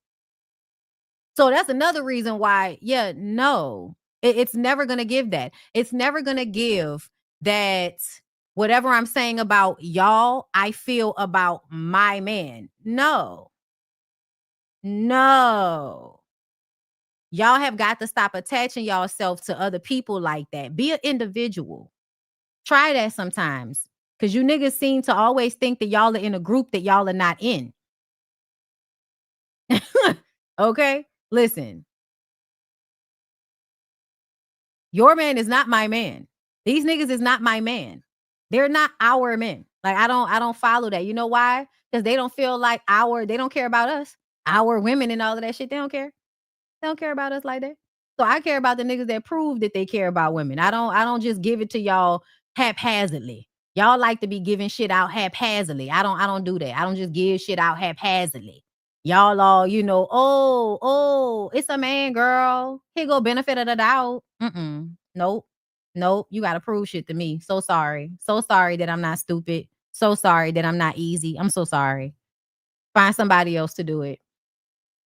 Talking about Akbar V, she continues to scream. Ice Cream Convo said, I thought she deactivated her Instagram, child. I guess not. Even when I called him cheap, I still gave the nigga money. Fuck is you talking about? I look dumb as hell. That's why I ain't getting him no car. One moment. She just said, even when he was cheating, I still gave him money. And he wanted a car. So you was already dumb. He was asking you for you to be dumber. And this is what the fuck I be talking about. These niggas is always asking for you to be dumb for their benefit. Always. Nigga want a bitch to be stupid. I ain't like them folk that you people folks. Yeah, you I can are. never be stupid. Yeah, you are. Y'all bitch, I knew bitch was stupid when they say, I don't want, they ready for a nigga to cheat on them in private. Like nobody know. I knew bitch was stupid then. Y'all all getting cheated on. Y'all hoes shut up. Y'all just stupid. That's what I be saying. Niggas having babies and everything on bitches. Fucking bitches. Whoa. Come on, man. Bitch, why I'm pregnant? Bitch, please. I'm done with this shit, though. And y'all see me, I ain't been on no internet. You have. Y'all know I've been off the internet. You have. My last time I was coming to this internet was when I just posted my face and said how he abused me, right? I ain't deserved it. Even the club owner that was there, he said, man, that man could have jet out, bro. He just wanted to embarrass her. Yeah. Even when I called him cheating, I still gave the nigga money. Fuck is you talking about? I look dumb as hell. That's why I ain't getting him no car. Are they asking you that are they insinuating that you should have got him a car? Who's that? Block them. Who's that? Girl, not Black Paula Dean. Bitch, I can't take y'all today. I can't take y'all today. This man is on here saying that I never did nothing for him. Y'all, I have given this nigga money after money after money after money after money. Mm-hmm. I have always helped him. That's why he was with you. That's why he was. He's sitting here giving women money when I give him money. Yes. He's sitting here and ran off with $38,000. When I call and ask for money, I never could get it. I'm putting the police on this nigga for my motherfucking face. I'm pressing charges about my face. And if a bitch got my address, which she said, they said that she sent, I got the message from her that he texted her my address, all of that. Boom. Now, see, if y'all would believe when women like me be trying to tell y'all, hey, bitch, you're on the internet acting like a pick-me. Stop it. Stop it, bitch. Stop it. Stop defending these niggas. Stop it. Stop it. Y'all don't believe us. Now you getting knocked upside the fucking head and nigga taking all your money. I got all nigga robbing you, fucking you and robbing you. My God, today. All the messages. I done hit my attorney. Guess what, bitch? I ain't doing nothing. I'm not doing nothing illegal. I ain't doing no fighting. I'm not doing none of that. I'm about to get the police involved. I'm getting my attorney. Yeah, because at some point, bitch, I'm too old for this. I'm sorry. I'm too old for this. Yes, I learned that a long time ago. No, I'm not fighting you, bitch. No, I'm going to either call the police or I'm going to stand my ground. Not fighting you, bitch. Just call my attorney. His homeboy Swaz was on the phone. When I got on the phone with my attorney, he heard everything my attorney said. It's over. Boy, y'all done fucked with me for the last motherfucking time. I don't like they fucked with you a lot before we got to this point. Everybody have. This man is on here saying that I never did nothing for him. Y'all, I have. That's what they always do. That'd be the biggest gaslight, right? That'd be the biggest gaslight. That remind me of that shit man DC said to Yandy on the episode when he was like, I'm tired of being the only one fighting for this relationship. Niggas just be straight up playing in your face. Like, let me think of the most egregious thing I could say to this bitch. She gonna be so mad at me when I say this to her. Because I know this is like a complete unadulterated lie. Like, I know it. But I know when I say it, she gonna be so mad. Bitch.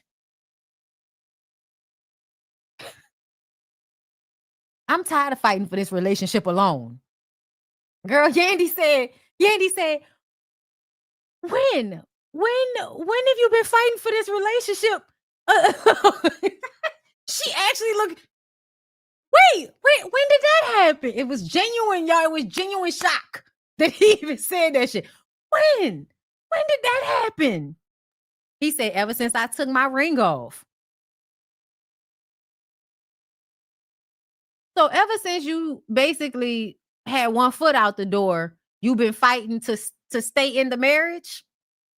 No, sir. You're confusing that. You're actually ready to go and you're dragging it. That doesn't mean that you're fighting to stay in the relationship. That's not what that means. You're not fighting to stay in that relationship. Like, but this is, a similar thing. Like, nigga, girl, how many times I gotta tell y'all? Yandy has done for a man what no woman has ever done for a man before. No woman. I can't recall not one time a woman has ever said, no, he wasn't cheating on me. I was trying to fuck her. That's not what she said. She said, dry your tears, honey. It was me. I DM'd her. We still don't understand why. Like, who are you trying to catch in a lie? Another grown-ass woman that you can't do nothing? Like, what was the point of that? Y'all will never, ever, ever make me change my mind about how far Yandy fell. Yandy said, dry your tears, honey. It was me who DM'd your niece. It was me. It wasn't my man cheating on me. It was me DMing her. Nah. So she took the fall for him cheating on her. Yo, what more can you do for a nigga? You could get maced in the middle of winter outside of a jail so that he could have heat inside the jail. That's what you could do. You could hold him down. You could fight with his other baby mamas and shit. Raise his kids, help send them money. Paying for shit out of pocket while he in jail. That's what you could be doing. That's a lot. Girl, that's a lot. That's a lot. Y'all can say what y'all want to about Rashida, but at least Rashida got a house in the Bahamas out of all of this. And the nigga ain't never went to jail on her. My God, today. Oh, Lord. What did Andy Cohen say? Any chance of Jen Shah or Monica coming back to Salt Lake? Jen Shah, I never want to see again. Any chance of Damn. What she did like that? He said he never want to see her again. Jen Shah or Monica coming back to Salt Lake? Jen Shah. Oh my God. Somebody put it in the comments. Don't do that. Please don't do that. Somebody said Carlos King loves a kicked out Bravo housewife. We will see her with him after Hulu does the Shy Shocker redemption special. Can she be forgiven?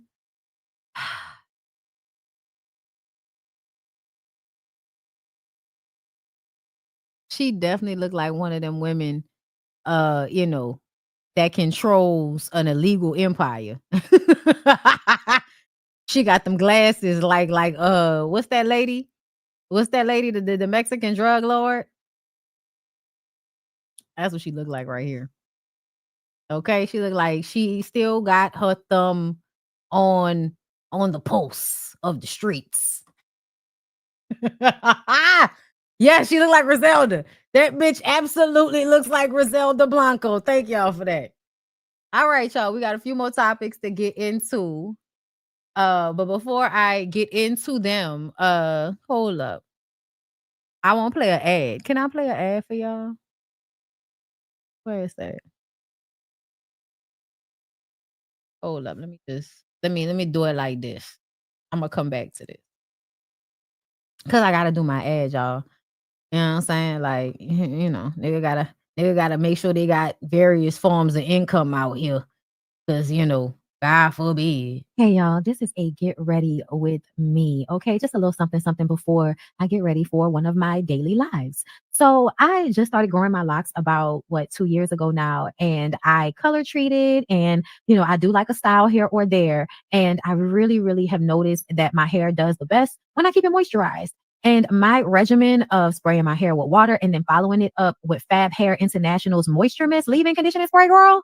Listen, it's giving me everything that I need as far as the moisture on a daily basis is concerned. I've tried a lot of sprays, and I really, really enjoy not only the way the spray bottle works, but also the way the hair feels moisturized after I've given it a spritz. There are so many great Fab Hair International products to try. And the Stimulate and Soothe Deep Cleansing Shampoo is one of my favorites. It actually gives your scalp a tingling sensation that makes it feel really, really clean. And then the Moisture Mask Deep Conditioning Mask is really amazing as well. Make my hair feel really, really moisturized after I had color treated it. The products are great and were created by a Black woman stylist who came from behind her chair to give her people the products she felt they really deserved. Fab Hair International is for all curls and coils. Whatever your hair type, you can find something at Fab Hair International that will suit your specific needs.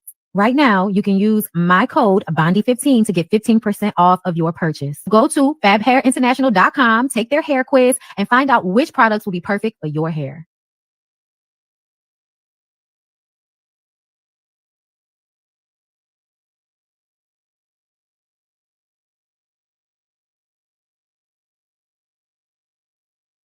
My bad, y'all. I hit the wrong thing. I got to get that out of my, because they about to copyright strike me for that shit. I got to get that shit out of my thing. Damn.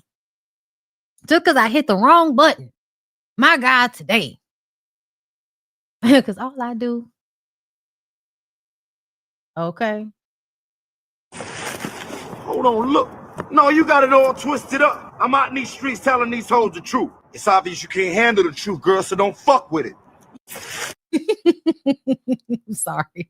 That's just my overall message for everybody that be losing their shit over my commentary. All right, so Kelly Farrell, y'all, let's get into it. Okay. I really should have went into marketing when I really think about it, girl, because you know the things you be good at that you don't know you would be good at because you just always have done what you have always done, girl. So let's get into it. According to US Weekly, Kelly Farrell made a 911 call to Atlanta Police Department on August 9th. Her HOA situation, y'all remember that she actually got hemmed up where they said she was on her neighbor's property. And so they came and arrested her for that, said that she came to the lady house and was acting a fool. And I told y'all that I wasn't really sure how I felt about it because it was giving like a Karen situation, like your neighbor is being a Karen and they go over the, you know, and then gets heated and all of that type of shit. That's what it was giving. Kelly told the dispatcher she needed police to come out to the neighborhood. She said she had confronted her neighbor association president and she's actually put her hands on me. Before the dispatcher was able to ask the Bravo star a question, Farrell can be heard stating, "I got time today.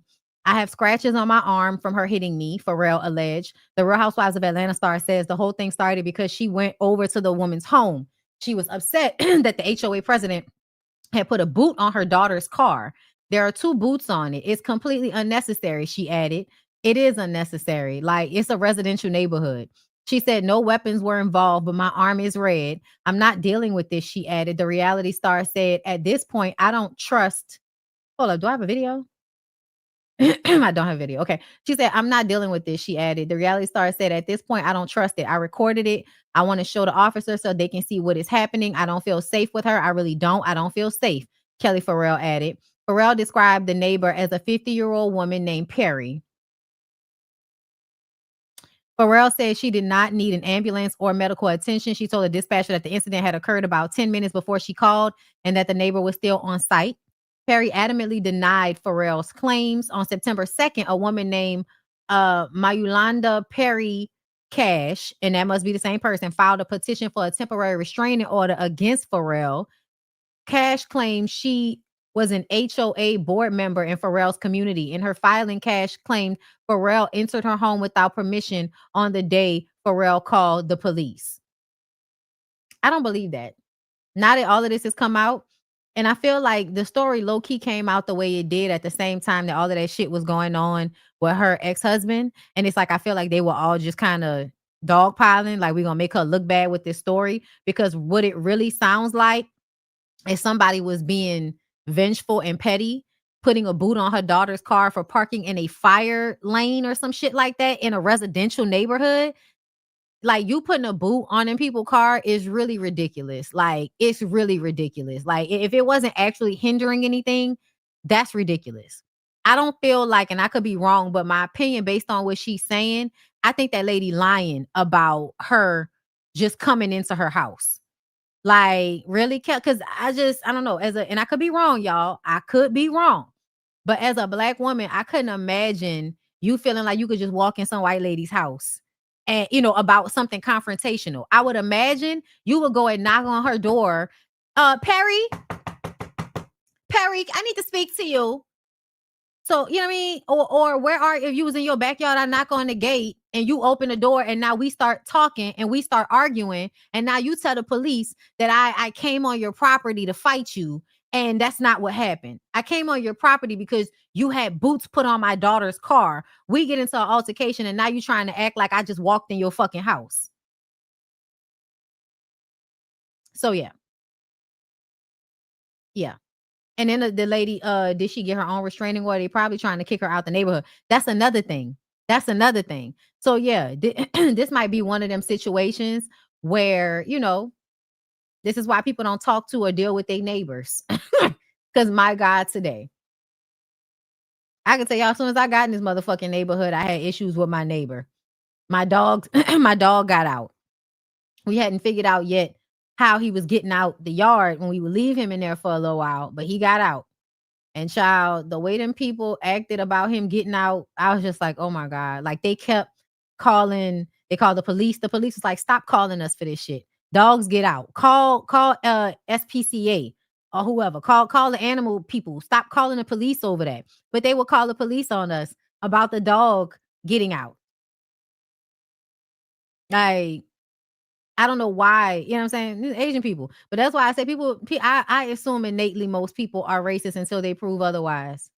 Because of shit like that. Like, really? We had to have a conversation about it and all of that. And eventually all of that shit kind of simmered down. But they don't speak to me and I don't speak to them.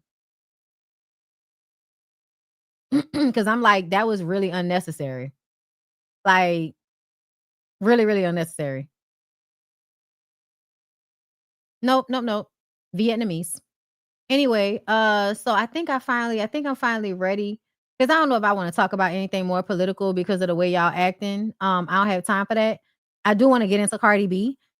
First of all, I haven't listened to the whole album yet, but last night I was watching the live on TikTok. So I heard some of the songs and saw some of the performances. I heard that song she performed about Bia. Okay, I heard that comment about, fucking a nigga in the ass with a dildo. Yeah, I heard all of that. I was like, oh, wow. We're going to hell on them, girl. And from what I heard, it's a bop. I heard it's really good. I heard some songs that I did like. You know what I'm saying? I loved her wig. But when I tell y'all, I detest the way these women who have had these BBLs and they have like over accentuated hips, the way they overly accentuate them with the outfits that they choose. Because I feel like Summer Walker just did something similar where y'all make y'all hips look even bigger and they already look cartoonish. and then you wear something that's draped around your hips and it makes it look even worse. Like you really look disjointed. It's very weird. But either way, girl, the album sounds like it was good. My problem with Cardi is the mentality of pick-me's. Because you just talked about how, and we're going to get to it in the Breakfast Club, you talk about how you don't want to big up certain female artists because you'll find out that they don't really like you and you bigging them up. And I'm like, but you have not figured that out about men yet. You haven't figured out yet that that's most men. Most men do not really like you as a woman. They will use you if it's beneficial to them, but they don't really like you, nor do they inherently respect you. You have to be on a certain caliber in order for them to even respect you. And to me, based on what I saw this man do with Mariah the Scientist and how he was talking in prison and all of that, this is not a man that likes or really respects anybody but himself. And everything that he does that seems like he likes or respects people is usually an act of manipulation to get what he wants out of them. So when she decided to, I want to support Young Thug, it low-key felt like, is it because you have beef with Mariah the Scientist? Because they're still together. But he said, y'all know I wasn't dropping Friday. It's a ladies' day. Do your shit, Cardi B. Oh, okay. Because people was talking about the possibility of him dropping his album today, just like she was. And he said, no, it's a ladies' day. Do your shit, Cardi B. And I'm like, so y'all really think that he not putting out an album on this Friday so that he can be like, ladies first? I feel like that's a manipulation. I feel like you're not putting the album out because it's not ready or because you don't want to compete with her in sales. That's what I think. Because if people would have put out both of those albums at the same time, the way that lady been selling that fucking album out in the street and the way you been online running your fucking mouth, really, I don't feel like you doing it because you care about her or because you respect her. No, you're doing it because you don't want to compete with her. Because her numbers will probably look way better than yours, and it might make you look bad as a man because y'all know y'all always secretly are competing with women on some level.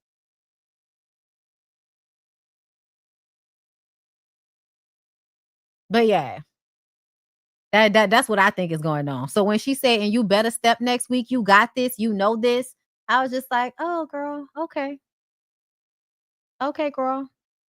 And, of course, there are people in the comments that love this, love the support while everyone else is putting him down. Yo. So we putting him down because we're reacting to phone calls of him putting other people down? What is going on? What is going the fuck on in everybody's minds? My God, today being neurodivergent makes me feel like everybody has lost their goddamn mind. Oh, you know what? I did see something with Kelly Price. Thank you for saying that. I thought I saved it. I'm gonna have to refresh my page and see if I just missed it. Cardi is a sweetheart. She puts out a lot of good energy. That's why she will always be blessed. Always? Okay. Cardi will support whoever not hating. Cardi will support whoever, not a hating bone attached. I love to see it. I definitely wouldn't call Cardi a hater. Never that. Nigga said girlies showing girlies love. Cardi is a real one with such a good heart. She's always so supportive. That's why she stays winning. Cardi gonna show love if nothing else. This is why I love Cardi. She seems just to have a genuinely good heart. Most people will kick you while you're down, while you're already down. The fact that y'all think that people are kicking this nigga while he's down because they're responding to the negativity that he was spewing, I just don't understand it. I don't understand it, and I'm just convinced that I'm stuck in a timeline that I wasn't supposed to be in. That's how I feel. Because just the way people think just is so baffling. Just so baffling to me. I am going to be bumping that shit in my Jeep. Stefon Diggs hit with a paternity suit over infant daughter. Says he's not certain he's the father. So, yeah. Aline Lupetta, aka Lord Giselle, filed a petition in December 2024 naming Stefon Diggs as the father of her unborn child. In the filing, she requested full custody and physical custody, full legal and physical custody, coverage of all pregnancy and birth expenses, and her legal fees. Because why do I have to make you do this? Her daughter, Charlie Harper Diggs LaPera, was born on April 2nd, 2025. In his July response, Diggs stated he is not certain whether he is the biological father. The case remains pending with no ruling yet from the court. Are you trying not to get a DNA test? Because this could be cleared up quickly. Cardi B talking about, he said, let me heal you. Girl, you went and got Offset Jr. This man got gay allegations and paternity suits. Okay, Cardi, you really got Offset with that one. But that's because all these niggas care about is sports. That's why. That's why. He's a football player. He's a football player. And so essentially in her mind, you know, I know how much that nigga gambled on sports. I know how much that nigga, you know, be gambling about this nigga. Now you got to be thinking about the fact that somebody you looked up to in sports is my new nigga. I imagine that that's, you know, some of the thought process behind this situation, you know. I don't think it's 100% like just catch back. I don't. But I definitely feel like there's a little bit of that in it. Cardi B, hold up. Let me see. Okay, somebody said Offset Pro Max. Oh, sorry, yo. That one took me out. I'm sorry. It took me out. Oh my God. Soon as a nigga have a new baby, he try to deny the other baby. My sis left Offset to get Offset times 10. Cardi made him do that. He knows he's the father. Why would you give that child that man last name? And he talking about he don't know if she is. Now, why would you do that? I don't know. Because I feel like y'all should never like do shit like this. I feel like y'all should never do shit like this. What's wrong with these people having all these babies everywhere with anybody? What you mean? They've been doing that, girl. They've been doing that. Are y'all going to hold him accountable like y'all did Anthony Edwards because he has newborns and more on the way by different women? Just saying. First of all, bitch, Anthony Edwards is a menace to society. And he was the one going back and forth in court with that girl about a baby. So if this shit get messy, absolutely, Cardi B will not be able to protect him. The NFL might. Cardi B will not. Okay? He has a type. A lot of the girls look alike. Stefon Diggs is proud of Cardi B as she preps for album and baby arrival. 100% team boy. I'm telling y'all right now, another sign of problems. Men that are always hyper fixated on having boy children. Why? Because you want your little last name to live on? Or is it because you just prefer boys to girls and you would prefer a boy than a girl because y'all don't really like girls like that? Y'all don't like nothing feminine. And also, you don't want to have the probability of somebody doing to your daughter what you're out here doing to other women. So a lot of times men don't want daughters out of guilt because if they are in any way emotionally invested in the children, they are definitely going to get their fucking karma through their daughters. And they know that. And that's why they don't like having girl children. So I just assume a lot of bad shit about men when they are, oh, I want a boy. I want a boy. I want a boy. Oh, okay. Okay. Okay. I don't care what nobody say. That's just how I think. I don't care. But yeah, he said, proud of you for staying focused, thinking of Spanish names right now.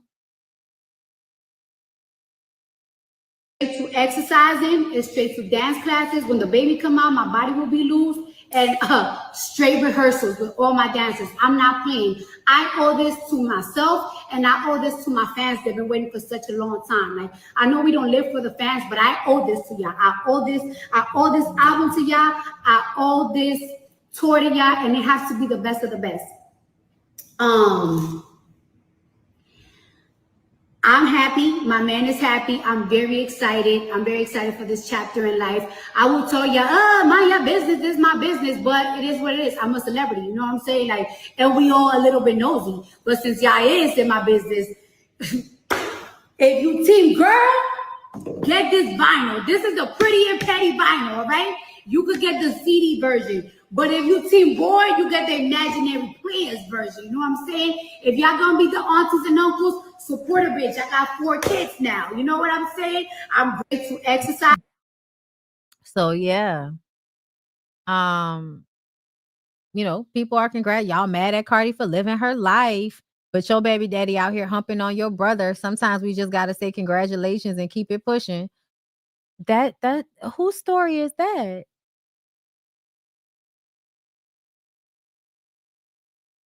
The assumptions y'all make is quite weird sometimes. The assumptions that y'all make about people when they don't agree with shit.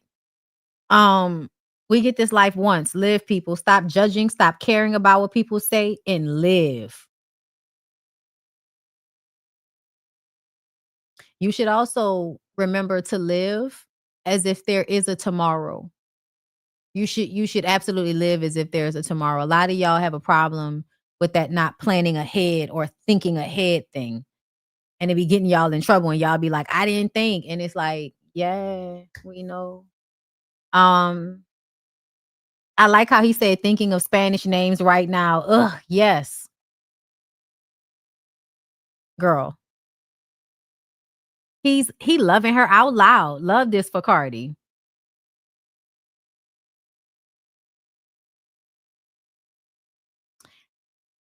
She got off Offset quick. I love that. I don't know how y'all keep saying Cardi moved on quick when we've watched her crash out and make up for at least 4 years with her soon-to-be ex-husband. Every time he cheated on her, y'all call that quick. She already let it be known she did her whole pregnancy with Blossom alone and in therapy. And that's not giving quick. It's giving very delayed. Ma'am, a year is quick. A year, because her baby just made a year old, right? The baby just made a year old. So a year and some change is not a long time, sweetheart. It's not. Especially after so much trauma in a relationship. It may feel like, oh, I can move on. I'm good now. But you don't know what you don't know. And yes, she has been stressed. And they have been going through it. And she should have been left that nigga. That doesn't necessarily mean in real life that one should quickly move into another relationship, creating bonds that are everlasting with that person. Because even if you have healed some of the trauma and the pain, it doesn't hurt as much anymore. That doesn't mean that you've been away from it for long enough to be able to see clearly how you got in that situation in the first place.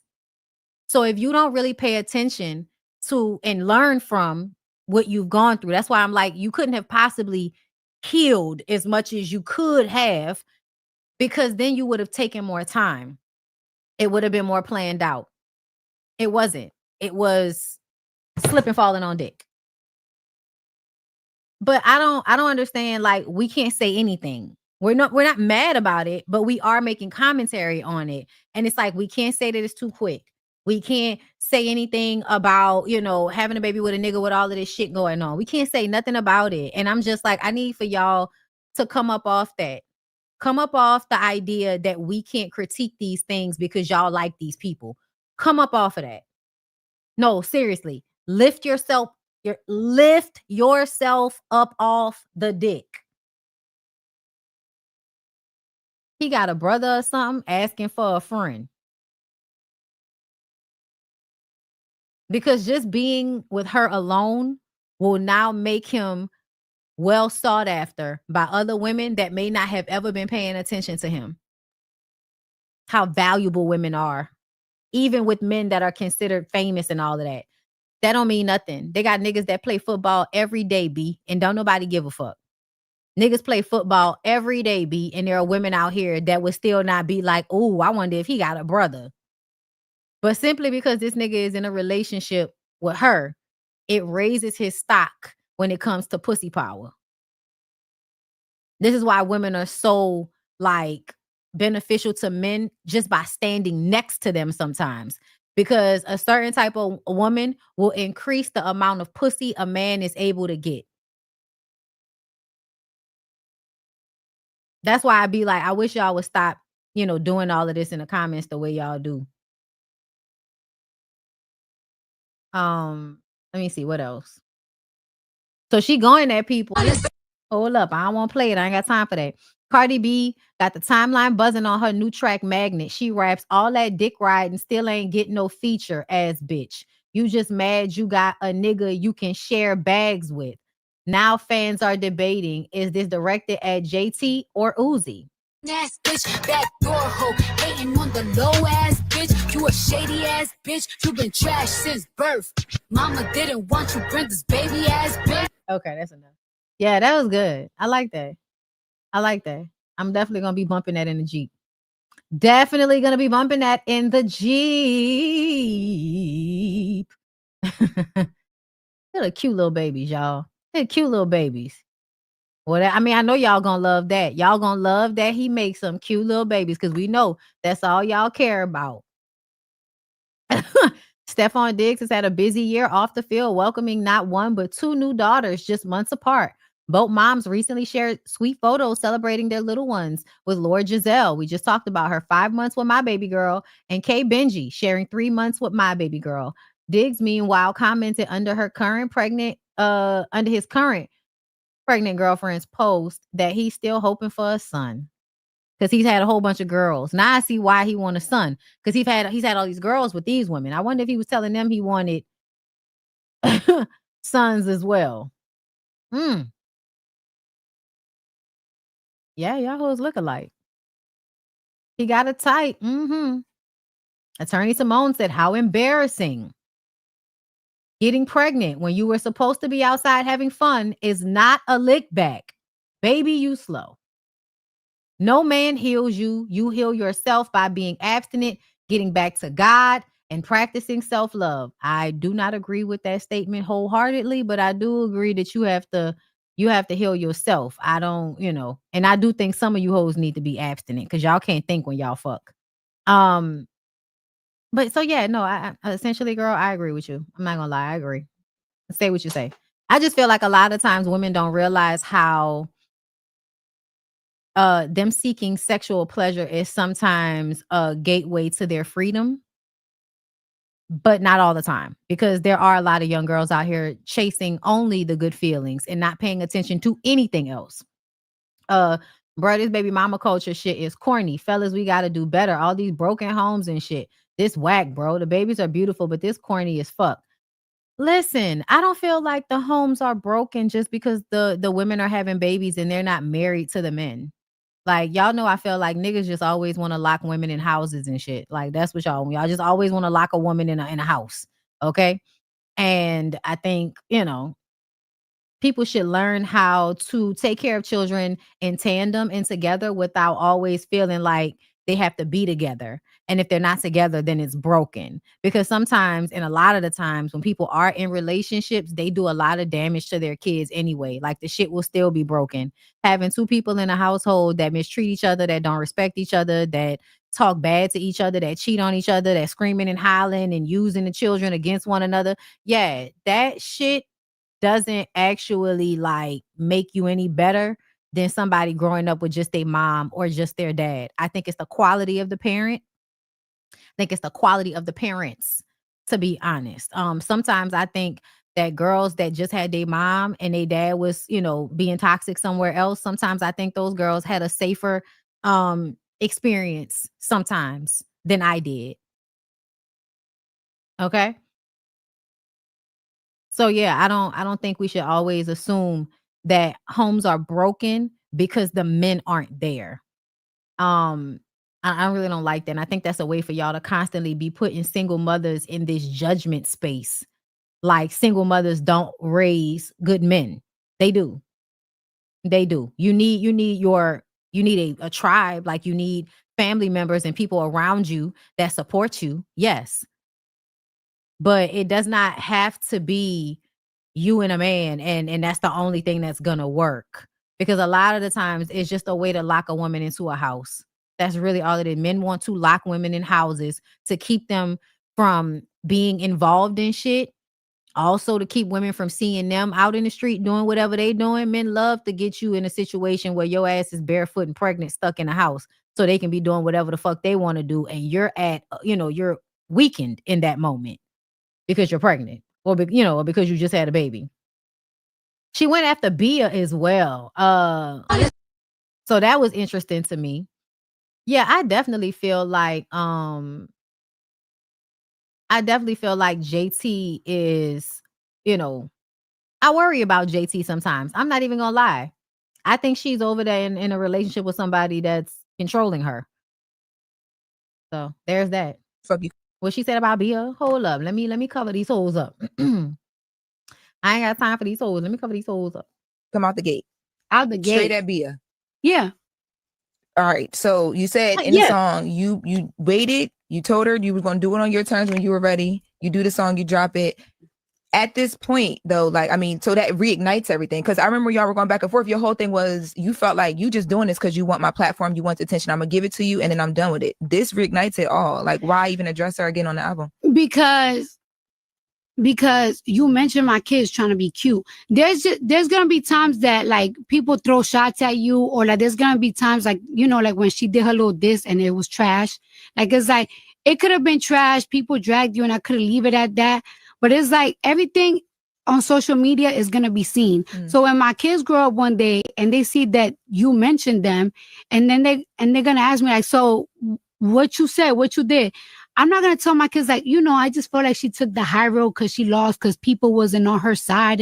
No, I'm not saying that to my kids. I'm like, you see how I violated. And it's more, you know what it is? I feel like last year, every artist was like beefing. Girl. Like every artist was beefing. And I think she was going to get a moment out of that because she thought that I was copying her.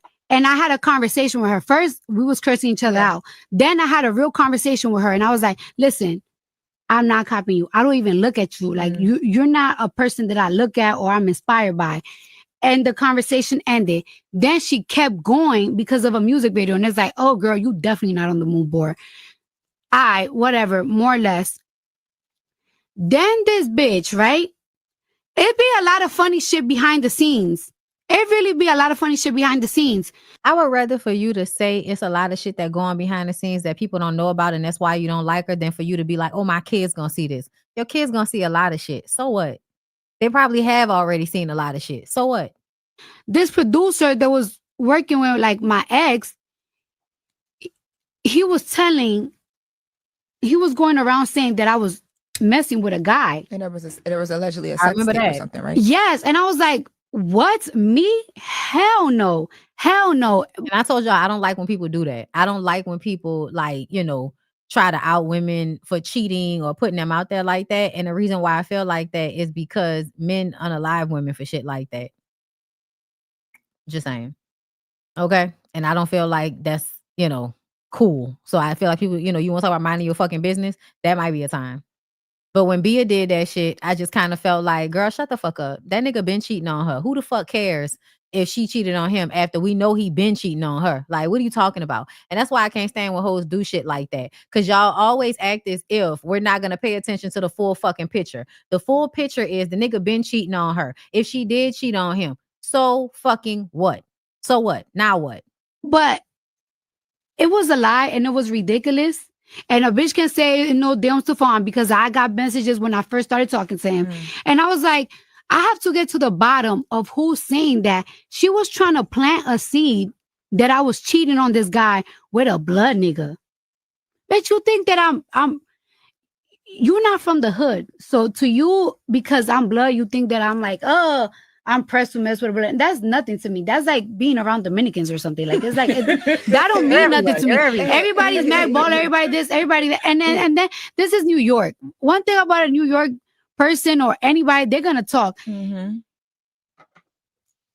You was really trying to even mess things up in my home. And it's like, damn, you hated on me so much.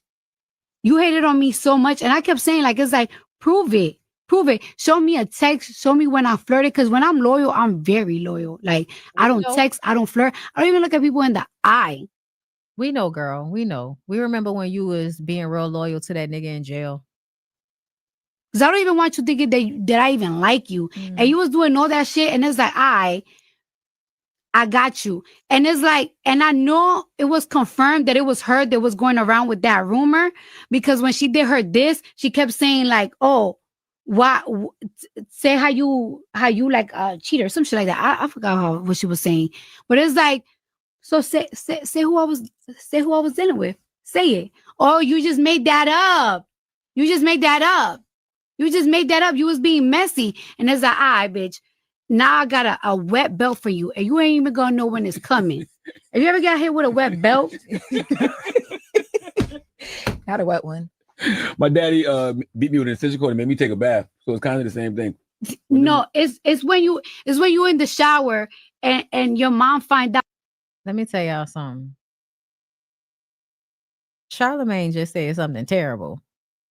He said his daddy would beat him and then make him get in the tub, which means he would have bruises and shit, or he would have cuts on his body. And then when you get in the water, it makes them hurt even more. Yeah, a lot of y'all like to torture y'all children.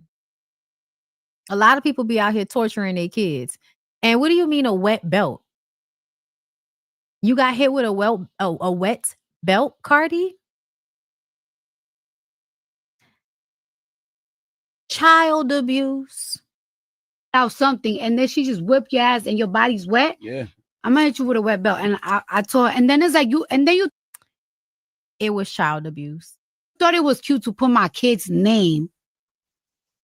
After speaking at Google, Disney, Lululemon, and the United Nations, this is the one thing that I would do if I wanted. Okay, yeah. So that's that on that. Let's see. Exclusive. Chris, y'all will be happy about this. Like, because I know a lot of y'all love y'all some Chris Brown. Those of y'all that don't want to pay for the concert, Chris Brown's Breezy Bowl tour being filmed for major release. Okay. It's given it might be a Netflix special, people. Okay. I know how much y'all love him. So I know y'all can't wait to see it if y'all haven't seen him in tour. Girl, if it's something if I still have a subscription to something and it's on it, I might see. If I'm already paying for something. Not spending any extra money on that crazy ass light-skinned nigga. Let me see. Is there anything else? 50 Cent fires back at Dame Dash for claiming he's lying about owning the rights to Paid in Full. 50 Cent is firing back at Dame Dash. Child, these niggas stay fighting. Why does 50 Cent face look like that? That look like AI. That look weird. The rapper shared Variety's article covering his rendition of the film, which we will make into a series. Guess I'm not capping, 50 wrote, before telling Dame to contact Cameron if he wished to be involved. During Dame's viral interview with The Breakfast Club, he said 50 was lying about owning the rights to his cult classic, DJB Crew. Who do you believe in this scenario? And I'm always telling y'all about Paid in Full. I'm always telling y'all about Paid in Full and using it like as a kind of like a litmus test for the archetypes of men and how I view them, right? And essentially, you got to bet on who's safest for you, right? And a lot of niggas that I know and grew up around are archetypes of these types of men. You either chill and kind of on your shit, but you chill. You're not into all of the rah-rah shit. It's actually like the last form of to me, respectable stoicism in men is, your boy over here. Then Money Making Mitch. Nah, because I be wanting to call him Gooch because of the other movie, and it's not Gooch. You know what I'm saying? But that's what I be wanting to say, Gooch, and I know that's not it.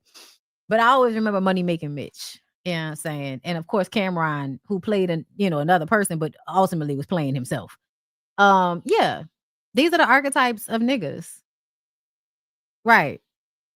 Rich, money making Mitch, and Cameron. Yeah.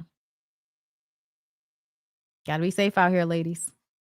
Gotta be safe. You gotta be able to surmise what type of nigga you dealing with. That's why we come up, we have these conversations about different things and what these men listening to and the podcast they listen to and the music that they listen to, because that will usually tell us how these niggas is out here thinking. What they on. LeBron James admits his marriage to Savannah isn't picture perfect, shares 3 keys to making it last. Ace. Was his name Ace? I be forgetting, y'all. I want to say Gooch. Anyway. Savannah, your wife, you guys have been locked in seemingly forever at this point. What would you say is like the secret to like having wifey, holding it down, you holding her down? You're like the only, it's like a picture perfect, it seems. But it's not, man, sweetie. I'm gonna be honest. A relationship is never picture perfect.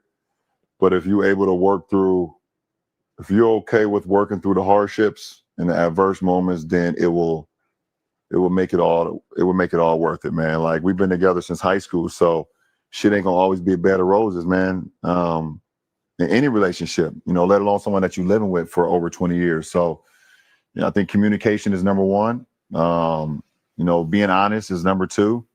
Number 3 is just like you have to be okay with being uncomfortable in relationships sometimes, man. You can't always have it your way. You can't always think that, my way or the highway. It's never going to work that way. The saying happy wife, happy life, that shit real, bro.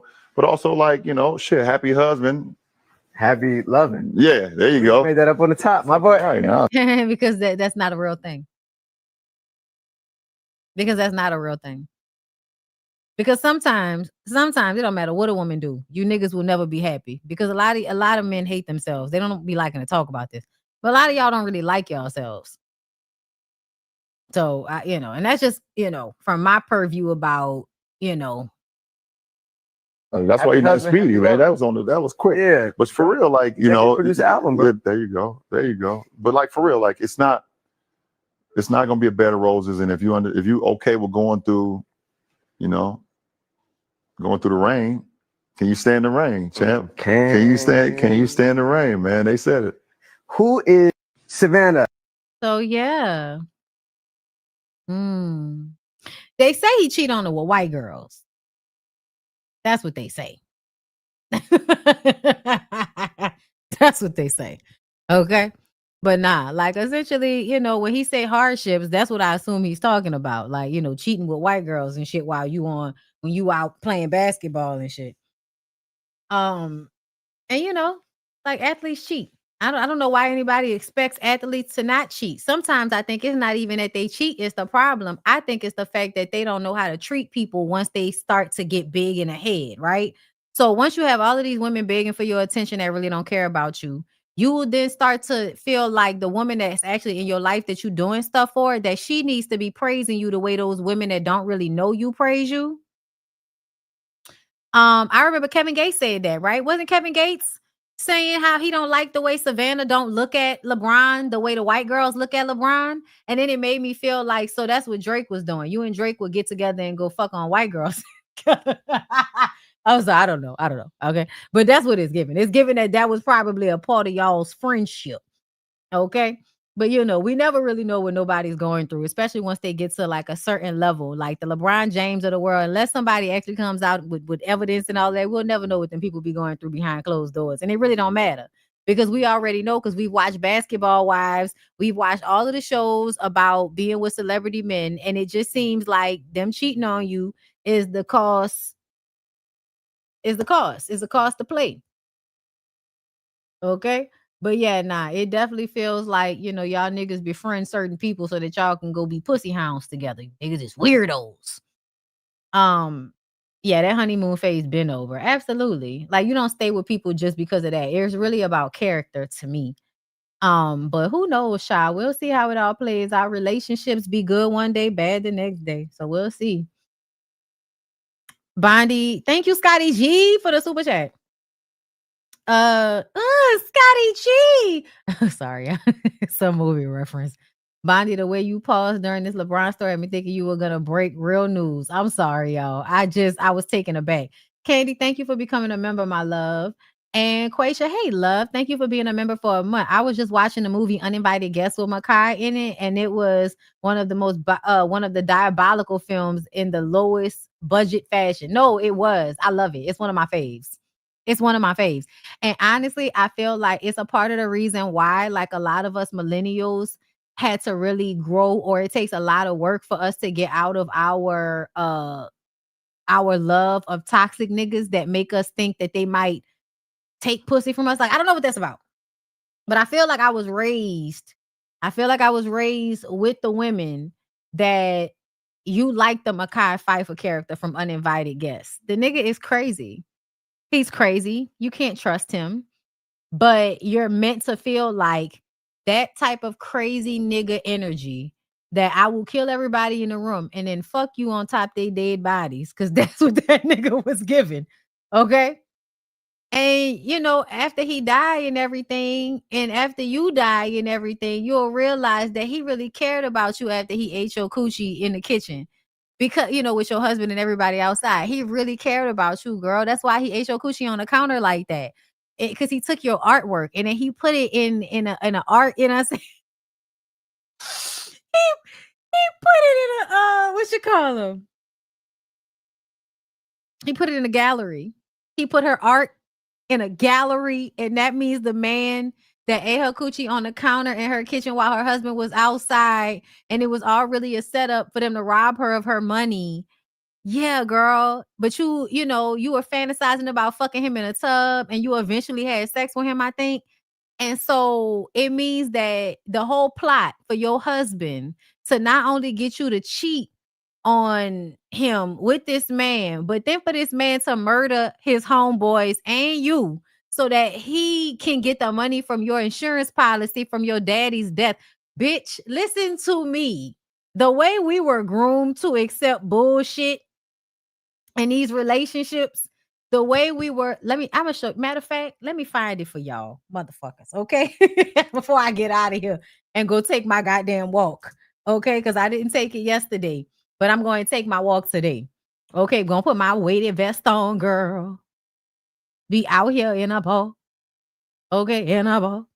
I need y'all to see it, because if y'all ain't never seen, like, the cover of Uninvited Guests, I need for you to see it so you can understand.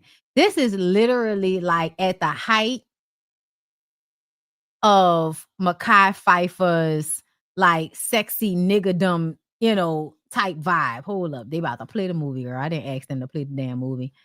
I actually think I might own it. I think I might own Uninvited Guests. All right, here we go, because I can't pull it up all big like I want to.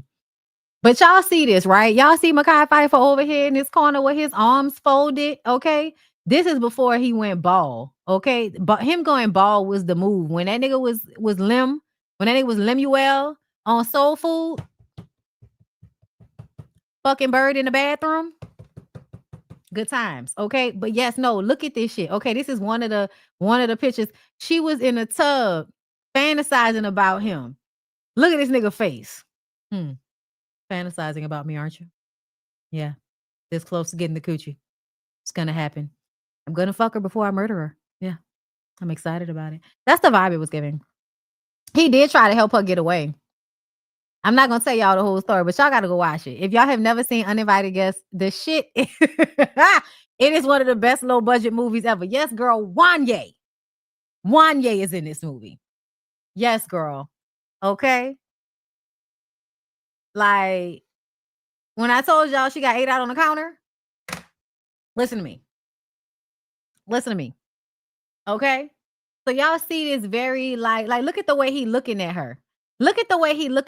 This is how all of us become attracted to fucking narcissists. Because all you need is for a nigga with a little bit of muscle tone to be looking at you like that.